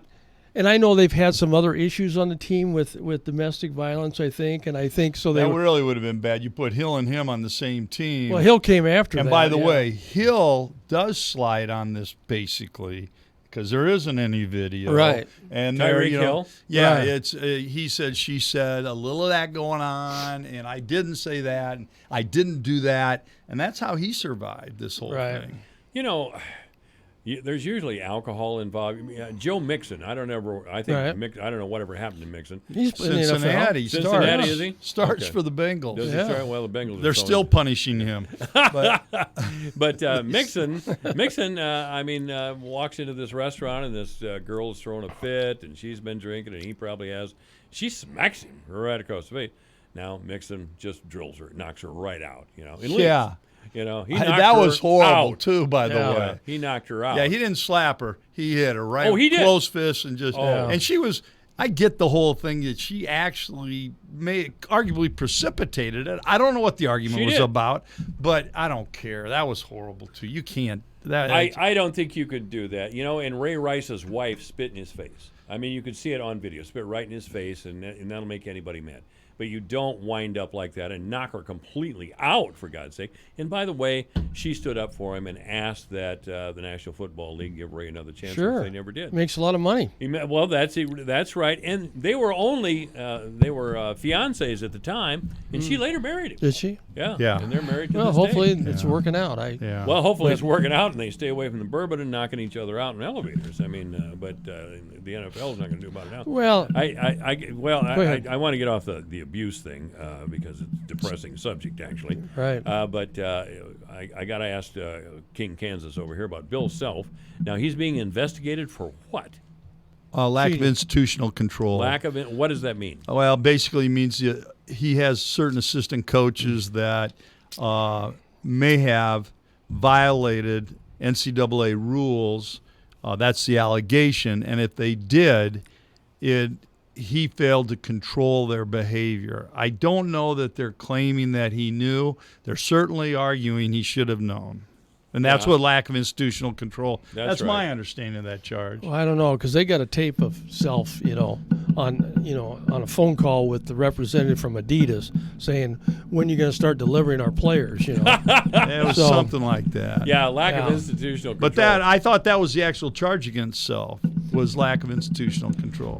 There's 5 charges, and the one against him. It's against the program. I mean, I don't know. But the allegation. Again, if in fact he's going to be personally... Are you saying he's going to pull a D'Antoni and blame it on an assistant coach so he can get out of that? No, I don't. I'm not saying... No, I'm sure he didn't do any of this. This is, again, false charges by the NCAA. Yeah. They need to go there you go. North Carolina and Duke. That's where all the cheating's going on in Kentucky. Boy, that sounds like a backer, you bet. Oh, God. And then there's our friend Urban Meyer, who also got in trouble over a domestic incident. Not him personally, but he placed his faith and loyalty in the wrong guy, I'll tell you. And yeah, well, you wonder how much he knew, too. He did, I believe, personally, with no proof whatsoever, Urban knew. Yeah. I mean, this was Earl Bruce's grandson, and Sure. Earl Bruce was his rabbi, his guru. Right. And I understand wanting to protect the guy. Yeah. But he protected him over a long period of time, over multiple incidents. Urban knew. You know, And, we would have to believe that Mrs. Meyer got in bed with her husband every night and didn't tell him that one of his assistant coaches was abusing his wife. I don't believe that at all. Mhm. No, I just don't. Yeah, well, I don't think you give him too much rope. I don't know what the right answer is, but if you hear about that and you believe that that may be occurring, you've got to bring that coach in. You have to talk to him. And if there's any other allegations even close, see you later. Can't afford this. See you later. See Yeah. you later. I mean, I understand loyalty, and I would want to show loyalty, but I don't have any sympathy at all for men who beat up women. I just don't, and I think it's morally reprehensible, and it's got to be dealt with. I've been a married man. I have a few girlfriends in my life. I understand women can really tick you off. Oh, man. But you don't do that. You know? Yeah. You just don't do that. I have no idea what you're talking I about. don't either, man. Oh, neither one of you guys know that. Oh, no. Your wives never set out to make either one of you guys mad. No, They no, may no. get me mad, but I've never thought about taking a swing. Well, that's what I'm I saying, know. guys. I That's what mean, I'm oh my saying. Lord. No. No, absolutely not. Anyway, Randy Coleman, Nevin Mulholland are here. We're talking sports, and we'll be back. Michael Devine at AM 1400 KVFD. Listen to this. Making radio great again. Okay, this is AM 1400 KVFD, the voice of Ford Dodge, 431. News, the obituaries, and more sports coming up. Message and data rates may apply. Earning your degree from one of the top business schools in the country might sound impossible to fit into your workload. But what if there were a business degree that advanced your career skills and gave you access to world-renowned faculty, leaders, and mentors all on your schedule? One that opened doors to some of the most influential CEOs, tech companies, law firms, entrepreneurs, and thought leaders. And what if you could earn that degree in as little as 16 months, 100% online? Find out more. Text DRIVE to 79645. Start on the path to earning your MBA or Business Analytics Master's degree online from the W.P. Carey School of Business at Arizona State University today. Learn more about the graduate programs from the top-ranked W.P. Carey School of Business at Arizona State University, offered 100% online. Text DRIVE to 79645. That's DRIVE to 79645. Your news, your town, your station. KVFD News when it breaks. With your KVFD News Update, I'm Rob Jones. The City of Fort Dodge Public Works Department has announced that the boil water advisory for the area of North 7th Street, north of the Loomis Park entrance, Miller Drive, and 28th Avenue North has now been lifted as the procedural testing has come back satisfactory. That area was placed on the advisory Tuesday as the city experienced a water main break. In sports, week number 8 of high school football action coming your way. The regular season winding down, so every game means that much more in terms of playoff implications. All 4 games are a 6:45 pregame with a 7 p.m. kickoff, and all 4 are available on our streaming platform at yourfortdodge.com. Join veteran sportscasters Mark Williamson and Brian Peters on 105.9 The Beach as they bring you the call of South Central Calhoun hosting Eagle Grove. The Titans of South Central Calhoun are undefeated and allowing under 5 points per game defensively. The Titans can win the district championship with a win tonight. Coach Brian Case says the goal for his team the remainder of the year is to put together a complete game. In the last 2 weeks of the regular season is to start playing at a high level for 4 full quarters. So we're hoping that's going to happen here tonight against Eagle Grove. On Sunday 99.7, the St. Edmund Gales are on the road at Alta Aurelia. Greg Woods will have the call of the game as the Gales are 2-5 on the year, coming off a 21-14 home loss to Ridgeview last week. Alta Aurelia is 4-3 on the year, coming off a loss at IKM Manning, 21-7. Over on 92 Rock, the Fort Dodge Dodgers are back at home after 2 straight road games. They'll host Sioux City West. The Dodgers are 4-3 on the season, trying to break a 3-game losing skid. The Dodgers are needing to win out to have a shot at an at-large bid in the playoffs. Coach Matt Miller says that his team knows that for them, essentially, the playoffs begin tonight. Yeah, they start tonight, and our kids are aware of that, and I'm looking forward to seeing how they come out with a sense of urgency and get going with it. It'll be real interesting to see how our kids react. Our week of practice has been good. Join Dan Johnson on the call of the Central Iowa Area Showcase game on Mix 94.5. This week's featured matchup, Manson Northwest Webster at Ridgeview. Manson Northwest Webster is coming off a loss last week, 8-0 to Sioux Central. Ridgeview coming off a win last week, their first one of the season, knocking off St. Edmund 21-14. For KVFD from the Jerry Sheeter Newsroom, I'm Rob Jones. This is AM 1400, KVFD, the voice for Dodge, 435. We just had a great day today. I mean, it was a little windy, but heck, it's late October. It was just a beautiful, beautiful day. 72 degrees right now, fair and breezy. We may have a high of 73 yet, but I kind of doubt it. I don't think that's going to happen. We do have a little rain in the forecast overnight with a low of 46 degrees, and tomorrow we'll have a little rain in the morning, but other than that, it should be a great week for harvest, and the farmers can get the crop out of the field. On Sunday, we're going to have a little rain. These are just what we're going to have is just little storm clouds blowing over our area and dropping a little rain and moving on. Now, Monday, we also have a chance of rain. Tuesday, Wednesday, and Thursday, great days with highs in the 60s. Right now, again, it's 72 degrees at AM 1400. KVFD, the voice of Fort Dodge. Obituaries this hour brought to you by the historic Bruce Funeral Home. The historic Bruce Funeral Home is at 923 First Avenue South here in Fort Dodge. You may contact the historic Bruce Funeral Home by calling 515-576-5117 or online at www.brucesfuneralhome.com. Robert Jacobson of Gowrie has died at the age of 83. Mr. Jacobson passed away Tuesday. Services for Mr. Jacobson will be held in the Gowrie Township Cemetery on Saturday the 19th. That's tomorrow, of course. John O'Hearn has passed away at the age of 63. There will be a celebration of the life of John O'Hearn, and that'll take place at 1 o'clock in the afternoon on October 26th. That's a week from tomorrow. Obituaries this hour brought to you by the historic Bruce Funeral Home at 923 First Avenue South, Fort Dodge. You may contact the historic Bruce Funeral Home by calling 515-576-5117 or online at www.brucefuneralhome.com. We'll be talking sports with Nevin Mulholland and Randy Kuhlman in just a minute at AM 1400 KVFD. I'm Maria Bartiromo, and this is the Fox Business Report. On Wall Street, the major averages closing in the red for the day and the week, with declines in Johnson & Johnson and Boeing contributing to most of the Dow's losses today. Shares of Boeing falling over 6% after the Federal Aviation Administration said that the aerospace giant withheld concerning messages from 2016 between employees about a key safety system on the grounded 737 MAX jet. Phil Flynn is a senior analyst with the Price Futures Group. There's no doubt that this is serious for Boeing. If it happens the way it looks like it might have happened, if they hid this from regulators, they are going to get fined in a big way. More than just firing, there could be criminal prosecution. The 737 MAX has been grounded since March. The Dow falling 256 points, the Nasdaq down 67, S&P 500 down 12. That's your Fox Business Report. I'm Hillary Barsky, invested in you.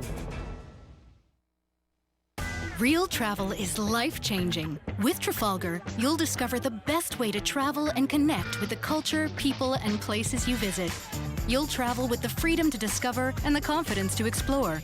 With over 300 trips on all 7 continents, you get real experiences that you won't find elsewhere. These are just a few of the greatest travel stories you'll ever tell. Save up to 10% on trips. Terms and conditions apply. Visit your travel agent or Trafalgar.com. Trafalgar, simply the best.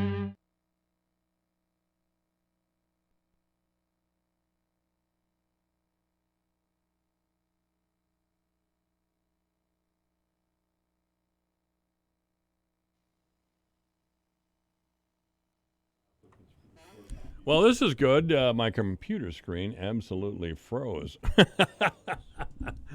Yeah, this is AM 1400 KVFD, the voice for Dodge. Without my computer screen, I can't play this real cool thing that says, all right, we're going to do sports now. We're going to do sports now. Anyway, Randy Kuhlman, Nevin Mulholland here. Guys, we're on the air, okay, so don't swear. All right. I'm looking at you, Nevin. Yes, sir. No cussing. Absolutely not. Never do. That's right. Never do. You're in the car, right.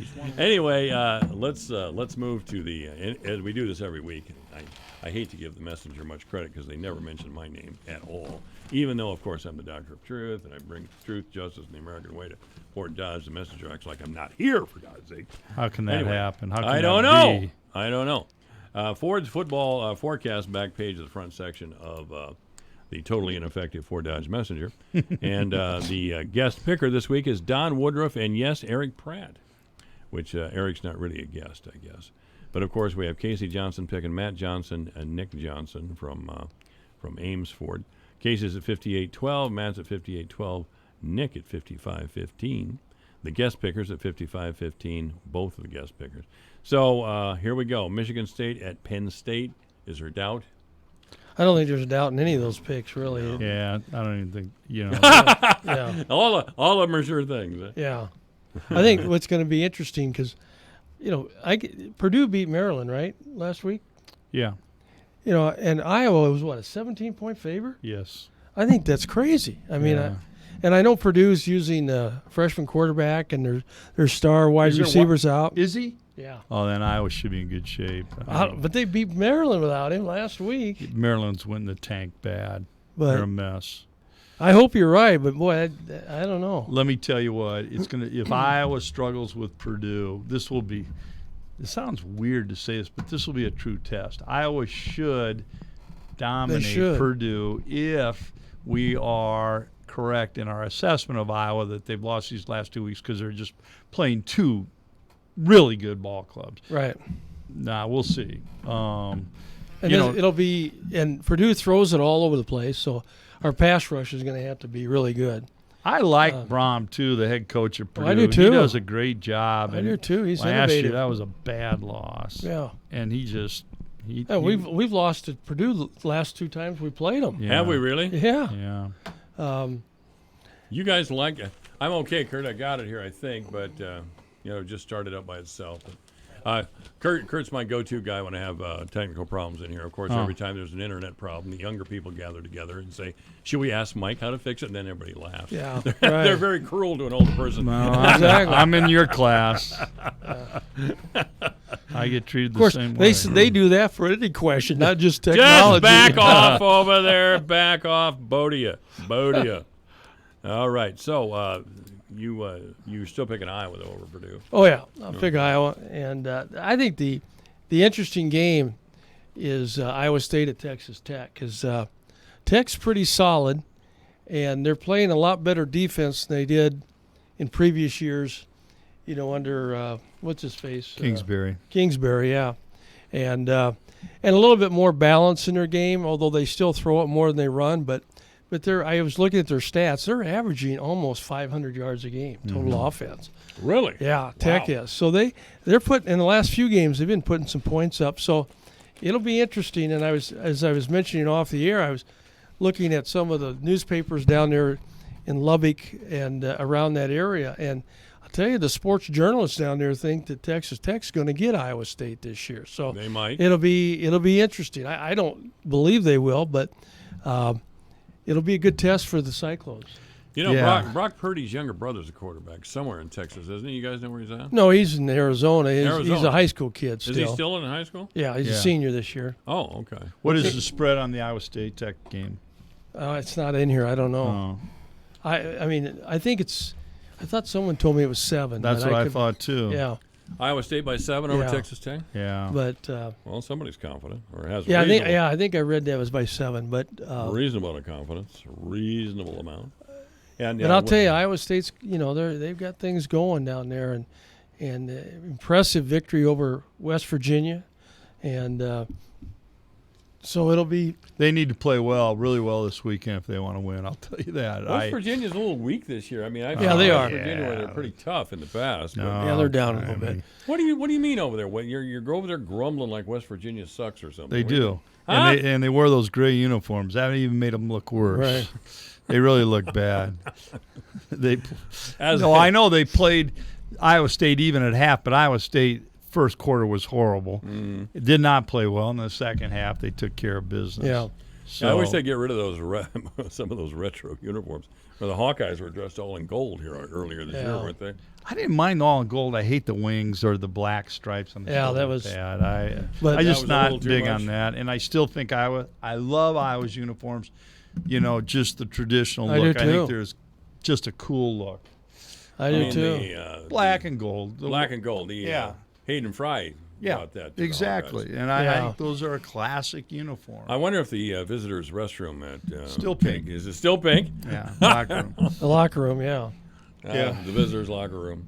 Yep. Okay. Yeah, it's an interesting comment. A great crowd last Saturday night, black and gold crowd, and I thought the coach Franklin from Penn State had an interesting comment. He said that Kinnick Stadium is one of the toughest venues to play in the country. Because the crowd's so close to the field? It's loud. The crowd is right on top of you. Yeah, it is. And I love it. It's great. Oh, it's a great venue. It is. And I think it's recognized around the country as one of those type of venues. Yeah. One of the top 10, I don't know. Franklin says that he hadn't had much problem there lately. Well, he was lucky 2 years ago when he made that last but pass. They hang in there. They haven't got all tight. You think that crowd would get you tight. They scored on the last play of the game after they drove the ball down the field. God, I hated that. It showed a lot of moxie, a lot of composure, as you say. Right. Yeah, but it'll be. Unfortunately, both games are on at 11 o'clock tomorrow. Yeah. So, boy, that does bite, doesn't it? It was great last week when one game was on at 11, the other was on at 3 or whatever. Kind of shoot your whole day, but it kind of. I know what it kind of does. Well, I watched the Iowa Good State news, game. bad news. And I watched the Iowa State game, but I can get footballed out. I'll tell you. So by the time I watched the boring Iowa game, I was kind of wandering around the house and finally right out the door. That's a lot of football. That is a lot of football. I went to church. You went to church Saturday night? Yeah. Saturday afternoon? I missed the second half, most second half of the Iowa State game. He watched it on his phone during church, believe me. Where'd you go to church? You go to Corpus Christi? She did say I was checking the score. No, out at Rockwell City. You went to church at Rockwell City? He's out the lake. Still living on Twin. You're still over the lake. Yeah. Okay. So. All right. Yeah. And the other that's thing, a nice little church they have over there, St. Francis. Yeah. The other thing coming up here is, when is the signing date? The actual signing date, Nevin? November 11th. Is it that? Yeah, it's coming up. It's interesting to see a lot of these commits for next year. Making their commitments to different places and for college basketball. And I want to bring up something with you guys. Well, he wanted to talk about college basketball. Yeah, I know. I'm not ready to do that yet. Okay. Because I'm going to talk college basketball with you guys, or I should say I'm going to listen for 3 months here after January. What do you 1st. got? All right. What do you got, big guy?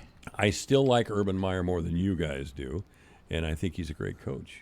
And do you think he's going to the University of Southern California, USC? No. Okay. They got to have an open coaching position. I don't think he's going anywhere. I think he's out. He's retired? Yes. He's only about 55, 56. Oh, yeah. He's had enough. You think so? Yeah.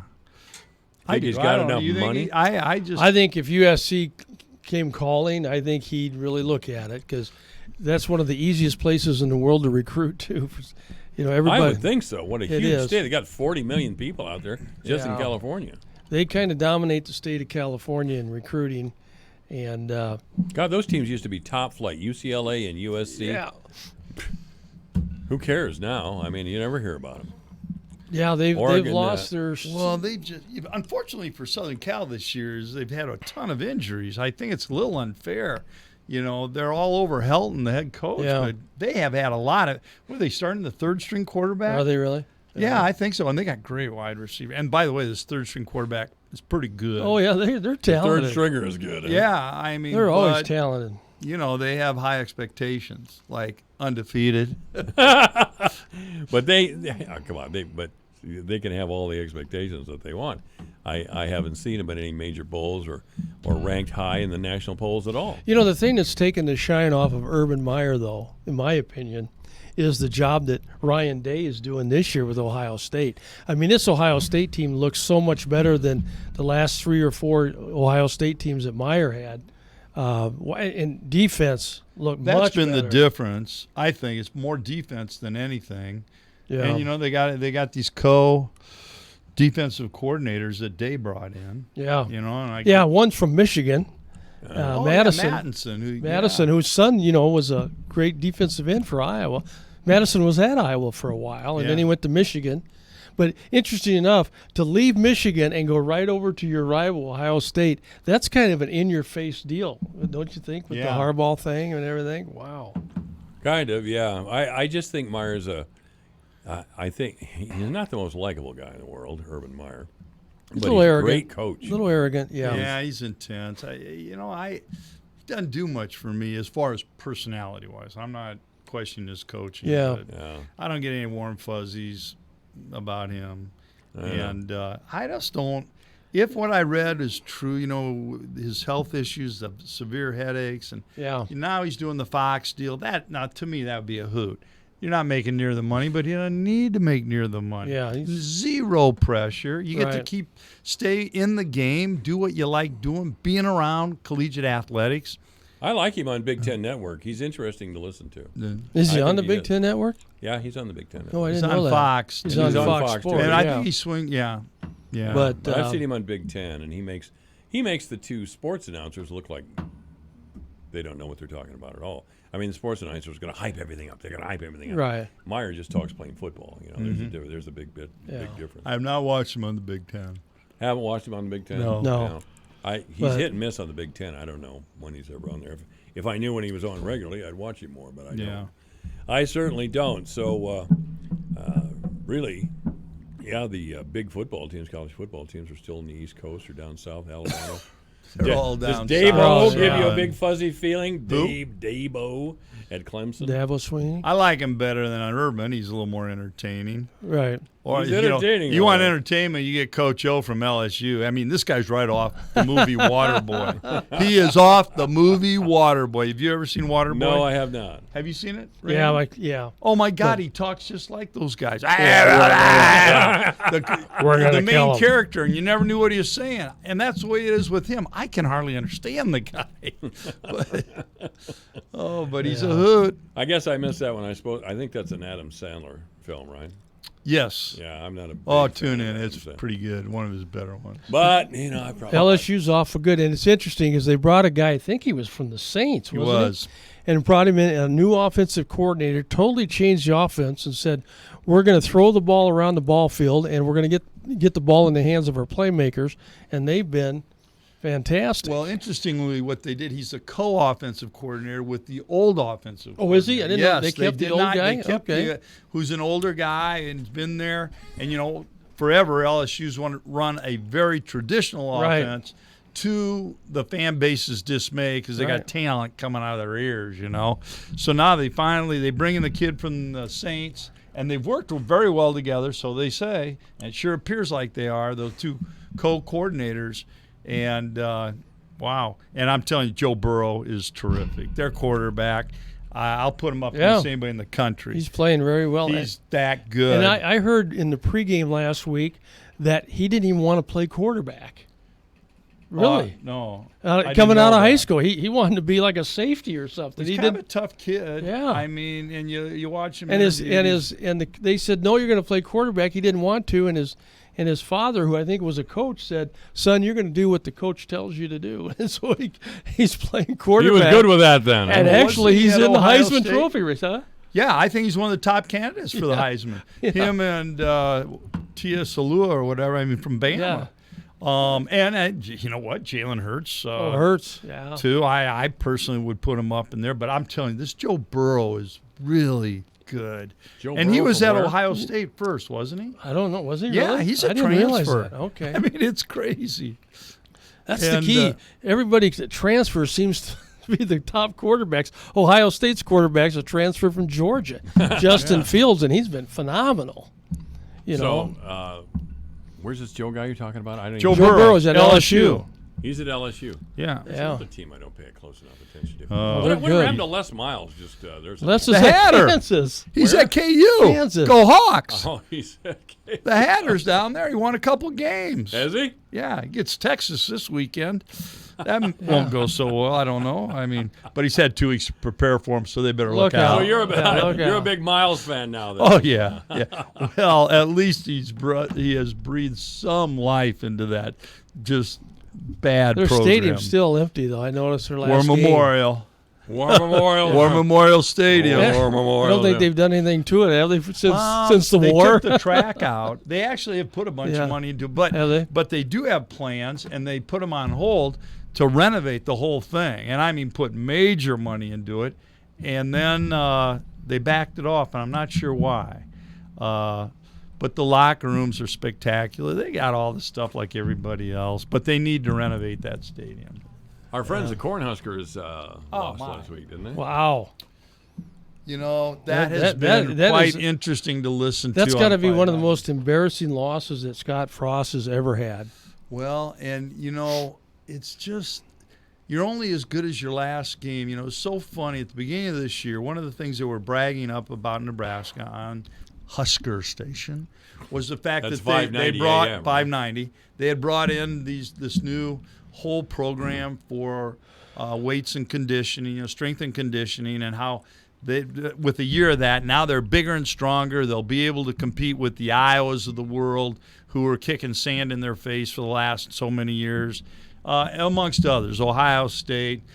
And so they go up to Minnesota, and I'm telling you, they just get get beat up. Big time. That's right. The Gophers worked them over, didn't Worked them over, and then so on Monday, and they're complaining about how weak they are, how, you know, they're not very strong. They're small. And, I mean, it was only 6 weeks ago they're talking about how much stronger they were. And now they're going, we've got to get bigger and stronger. Yeah, I tell you. Wow. Well, they waited out P.J. Fleck up there in Minnesota. He's kind of delivering. You know, he had a couple of horrible years. But, you know, PJ, though, they've kind of been always trending the right way. But he got a bunch of injuries, in fairness to him. But I'll tell you, they're going to be 8-0. Yeah, I mean, I'm impressed with they what got, he's done. they might be 9-0. I mean, they are but their last 3 games are tough, and they've got a weak schedule. I mean, they've played a weak schedule. I was hoping PJ'd coach at Iowa, but it didn't happen. Really? It was time for a retirement over there in Iowa, I thought. What do I know? Yeah, they're just getting warmed up over there. It's going to happen any day. Al. No. I got Kirk's going to buzz with us. He's getting real comfortable. He's getting Yeah, Minnesota ran the ball all up and down the field on Nebraska. That was what, and they've got some good wide receivers in Minnesota, but they actually just ran it right down their throat. I've tuned into Nebraska this year to see how much of an improvement there would be from last year, and I haven't seen any improvement at all. Well, their quarterback's hurt, you know, and Martinez, that's a huge loss. That was. And huge loss. But they looked uninspired nevertheless last week. They look uninspired. They didn't look like they were engaged in the game. And, of course, everybody in Nebraska saw the same thing, frankly. And so everybody on the call-in shows and even in the press conferences were calling out Frost about what's with these guys. And Frost basically said, half the guys didn't show up. We got to do something about that. Well, that's what they talked about last year, if you remember. This was a problem last year because it wasn't Frost guys, it was these other guys, and that's how they basically rationalize it. Now this year, everybody was supposedly all in. Not so much. Well, it's one thing to fire Bo Pelini. It's another one to fire Scott Frost. That won't happen. No. That won't happen. Gosh, all right, I can't think about Nebraska without thinking that Fred Hoiberg's going to be over there on the sideline this year. You know what's interesting about that? I can't get my head around it. You know, I just read an article there, too, because what is, of course, you got Fred there, and then he brings in Doc Sadler. And, you know, Doc Sadler was a head coach at Southern Mississippi, as I recall. Yep. And he was with Fred at Iowa State. Yep. And Sadler was a head coach at Nebraska for about 8 years. Yeah. Wow. Yeah, and then he got fired by Tom Osborne and ends up at Iowa State and has a couple years there with Fred and then takes the head job. And it's funny that he came back. But, Doc Sadler is quite a character. He's a really interesting guy. He's very funny, frankly, and doesn't take himself serious. But Doc Sadler can coach defense. And this was the theme of this article. And was Fred about can coach offense. Fred doesn't have much time. He doesn't care about offense. Doc doesn't care about defense or the other way around. offense. Yeah, and Fred doesn't care about defense. But they're it'll be interesting. That Pinnacle Center this year it'll be jumping. It doesn't matter how good or bad they are because they will be competitive in some games. When was the last time Nebraska had a really decent basketball team? Well, they were in the NCAA tournament. Tim Miles' first year they went to the NCAA How tournament. long was that? That would 4 years be ago? 4 or 5 years 5 ago? years ago. Yeah. At least 5 years ago. They went to the tournament, but that's it. Yeah, but he had a terrific first year. I mean, he really did, and they were extremely excited, and they went to the tournament. In fact, Tim got thrown out of the game first round of the tournament. He was down in San Antonio because I was at the game. I happened to be there, and the ironic part is Creighton was there, and we were playing right after them, and so when Tim got thrown out.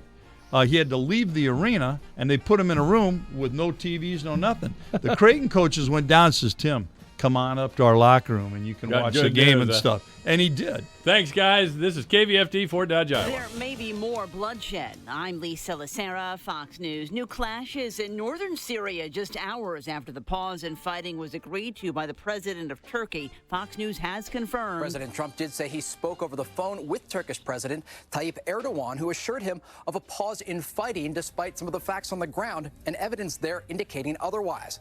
The president fired off a series of tweets this afternoon about the situation, many of them echoing talking points of the Turkish government.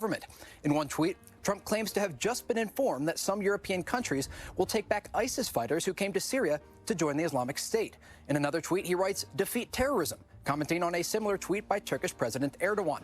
The difference here, though, is that Erdogan was referring to U.S. allies, the Kurds. They were U.S. allies earlier this month. It's unclear who the president was referring to in that tweet. Fox's Trey Yingst in Ankara, Turkey. Secretary of State Mike Pompeo, meanwhile, says he's optimistic the short ceasefire will hold. Energy Secretary Rick Perry denying his departure has anything to do with the impeachment inquiry of President Trump. Well, it has absolutely nothing to do with Ukraine. It has everything to do with, for the last 8 or 9 months, I've been looking back to Texas on a pretty regular basis, to Round Top, Texas, my wife, my dogs, and kind of going on to the next adventure in life. Perry admitted he urged the president to call the new Ukrainian president over the summer. The president has announced he's nominating Deputy Energy Secretary Dan Brulette to the post.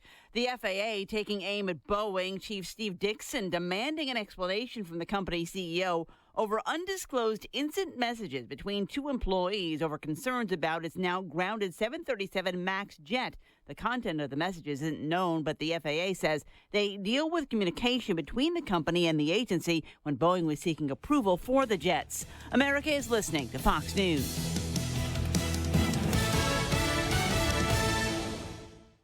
I'm Nick Soboleski, a Select Quote agent with a true story that could save you hundreds of dollars a year. A woman named Linda just called. Her husband, Ray, has a $300,000 group life insurance policy, but is changing jobs and can't take it with him. Well, I shopped the many highly rated term life insurance companies we represent and found Ray, who is 41 and takes medication to control his cholesterol, a 10-year, $500,000 policy for under $27 a month. That's almost twice the coverage for less than half of what he had paid. If SelectQuote hasn't shopped for your life insurance, you're probably paying too much. For your free quote, call 800-597-0315. That's 800-597-0315.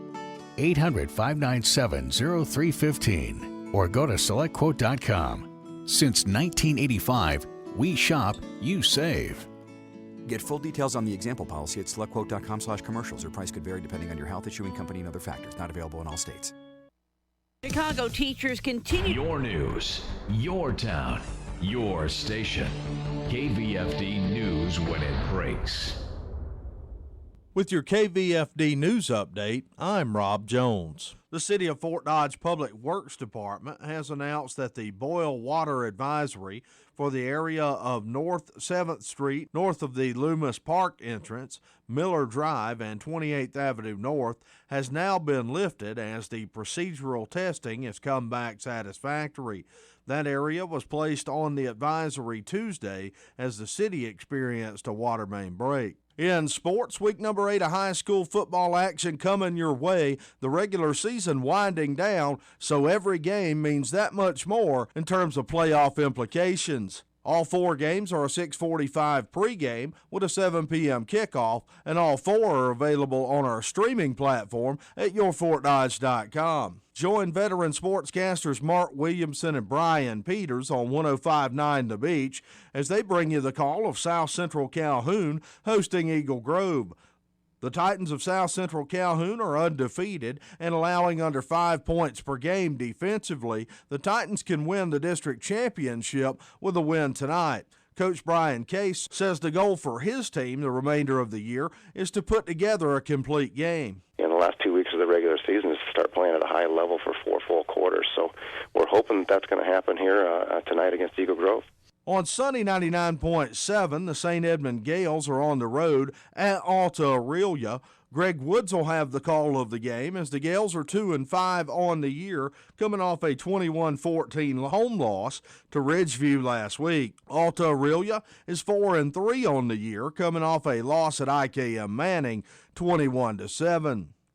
Over on 92 Rock, the Fort Dodge Dodgers are back at home after 2 straight road games. They'll host Sioux City West. The Dodgers are 4-3 on the season, trying to break a 3-game losing skid. The Dodgers are needing to win out to have a shot at an at-large bid in the playoffs. Coach Matt Miller says that his team knows that for them, essentially, the playoffs begin tonight. Yeah, they start tonight, and our kids are aware of that, and I'm looking forward to seeing how they come out with a sense of urgency and get going with it. It'll be real interesting to see how our kids react. Our week of practice has been good. Join Dan Johnson on the call of the Central Iowa Area Showcase game on Mix 94.5. This week's featured matchup, Manson Northwest Webster at Ridgeview. Manson Northwest Webster is coming off a loss last week, 8-0 to Sioux Central. Ridgeview coming off a win last week, their first one of the season, knocking off St. Edmund 21-14. For KVFD from the Jerry Sheeter Newsroom.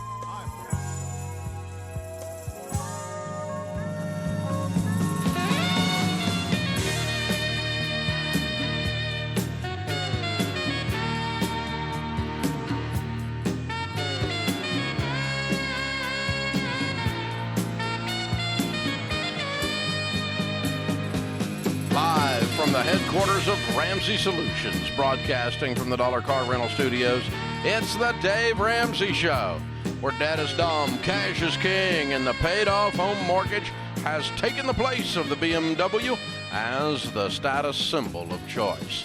I'm Dave Ramsey, your host. Thank you for joining us. Open phones at 888-825-5225. That's 888-825-5225. Starting this hour off is Alika in Hawaii. Hi, Alika. How are you? Good. How are you, sir? Better than I deserve. What's up? I just had a quick question to ask you. Recently, I got about, to be exact, 7 bombshells dropped on me in the form of credit card debts that I was not aware of. And I'm wondering if I should, they're at kind of high interest rates. I'm wondering if I should consolidate them to a 15-year where the rate will be manageable, and then I could attack it from there without the minimum payments being so high every month. I'm sorry. How does credit card debt, 7 bombshells occur? Help me with this. Okay, so I've been married for 16 years. When my wife and I got together, she took over the finances, which was great because I had terrible credit. So we're able to buy a house back in like 2001. And back then our philosophy was we don't spend any more than we can pay off every month. And we did that, you know, throughout the beginning of our marriage. And I kind of, I stopped paying attention to the finances and let her take care of it. And the other day I opened up a credit card statement expecting it to be maybe in 1,000 or 2,000 range, and it was 19,000. And that was just the first. Started digging and found a total of 7 other credit cards with a total of, and a home equity line for a total of 90,000 that I didn't even know about.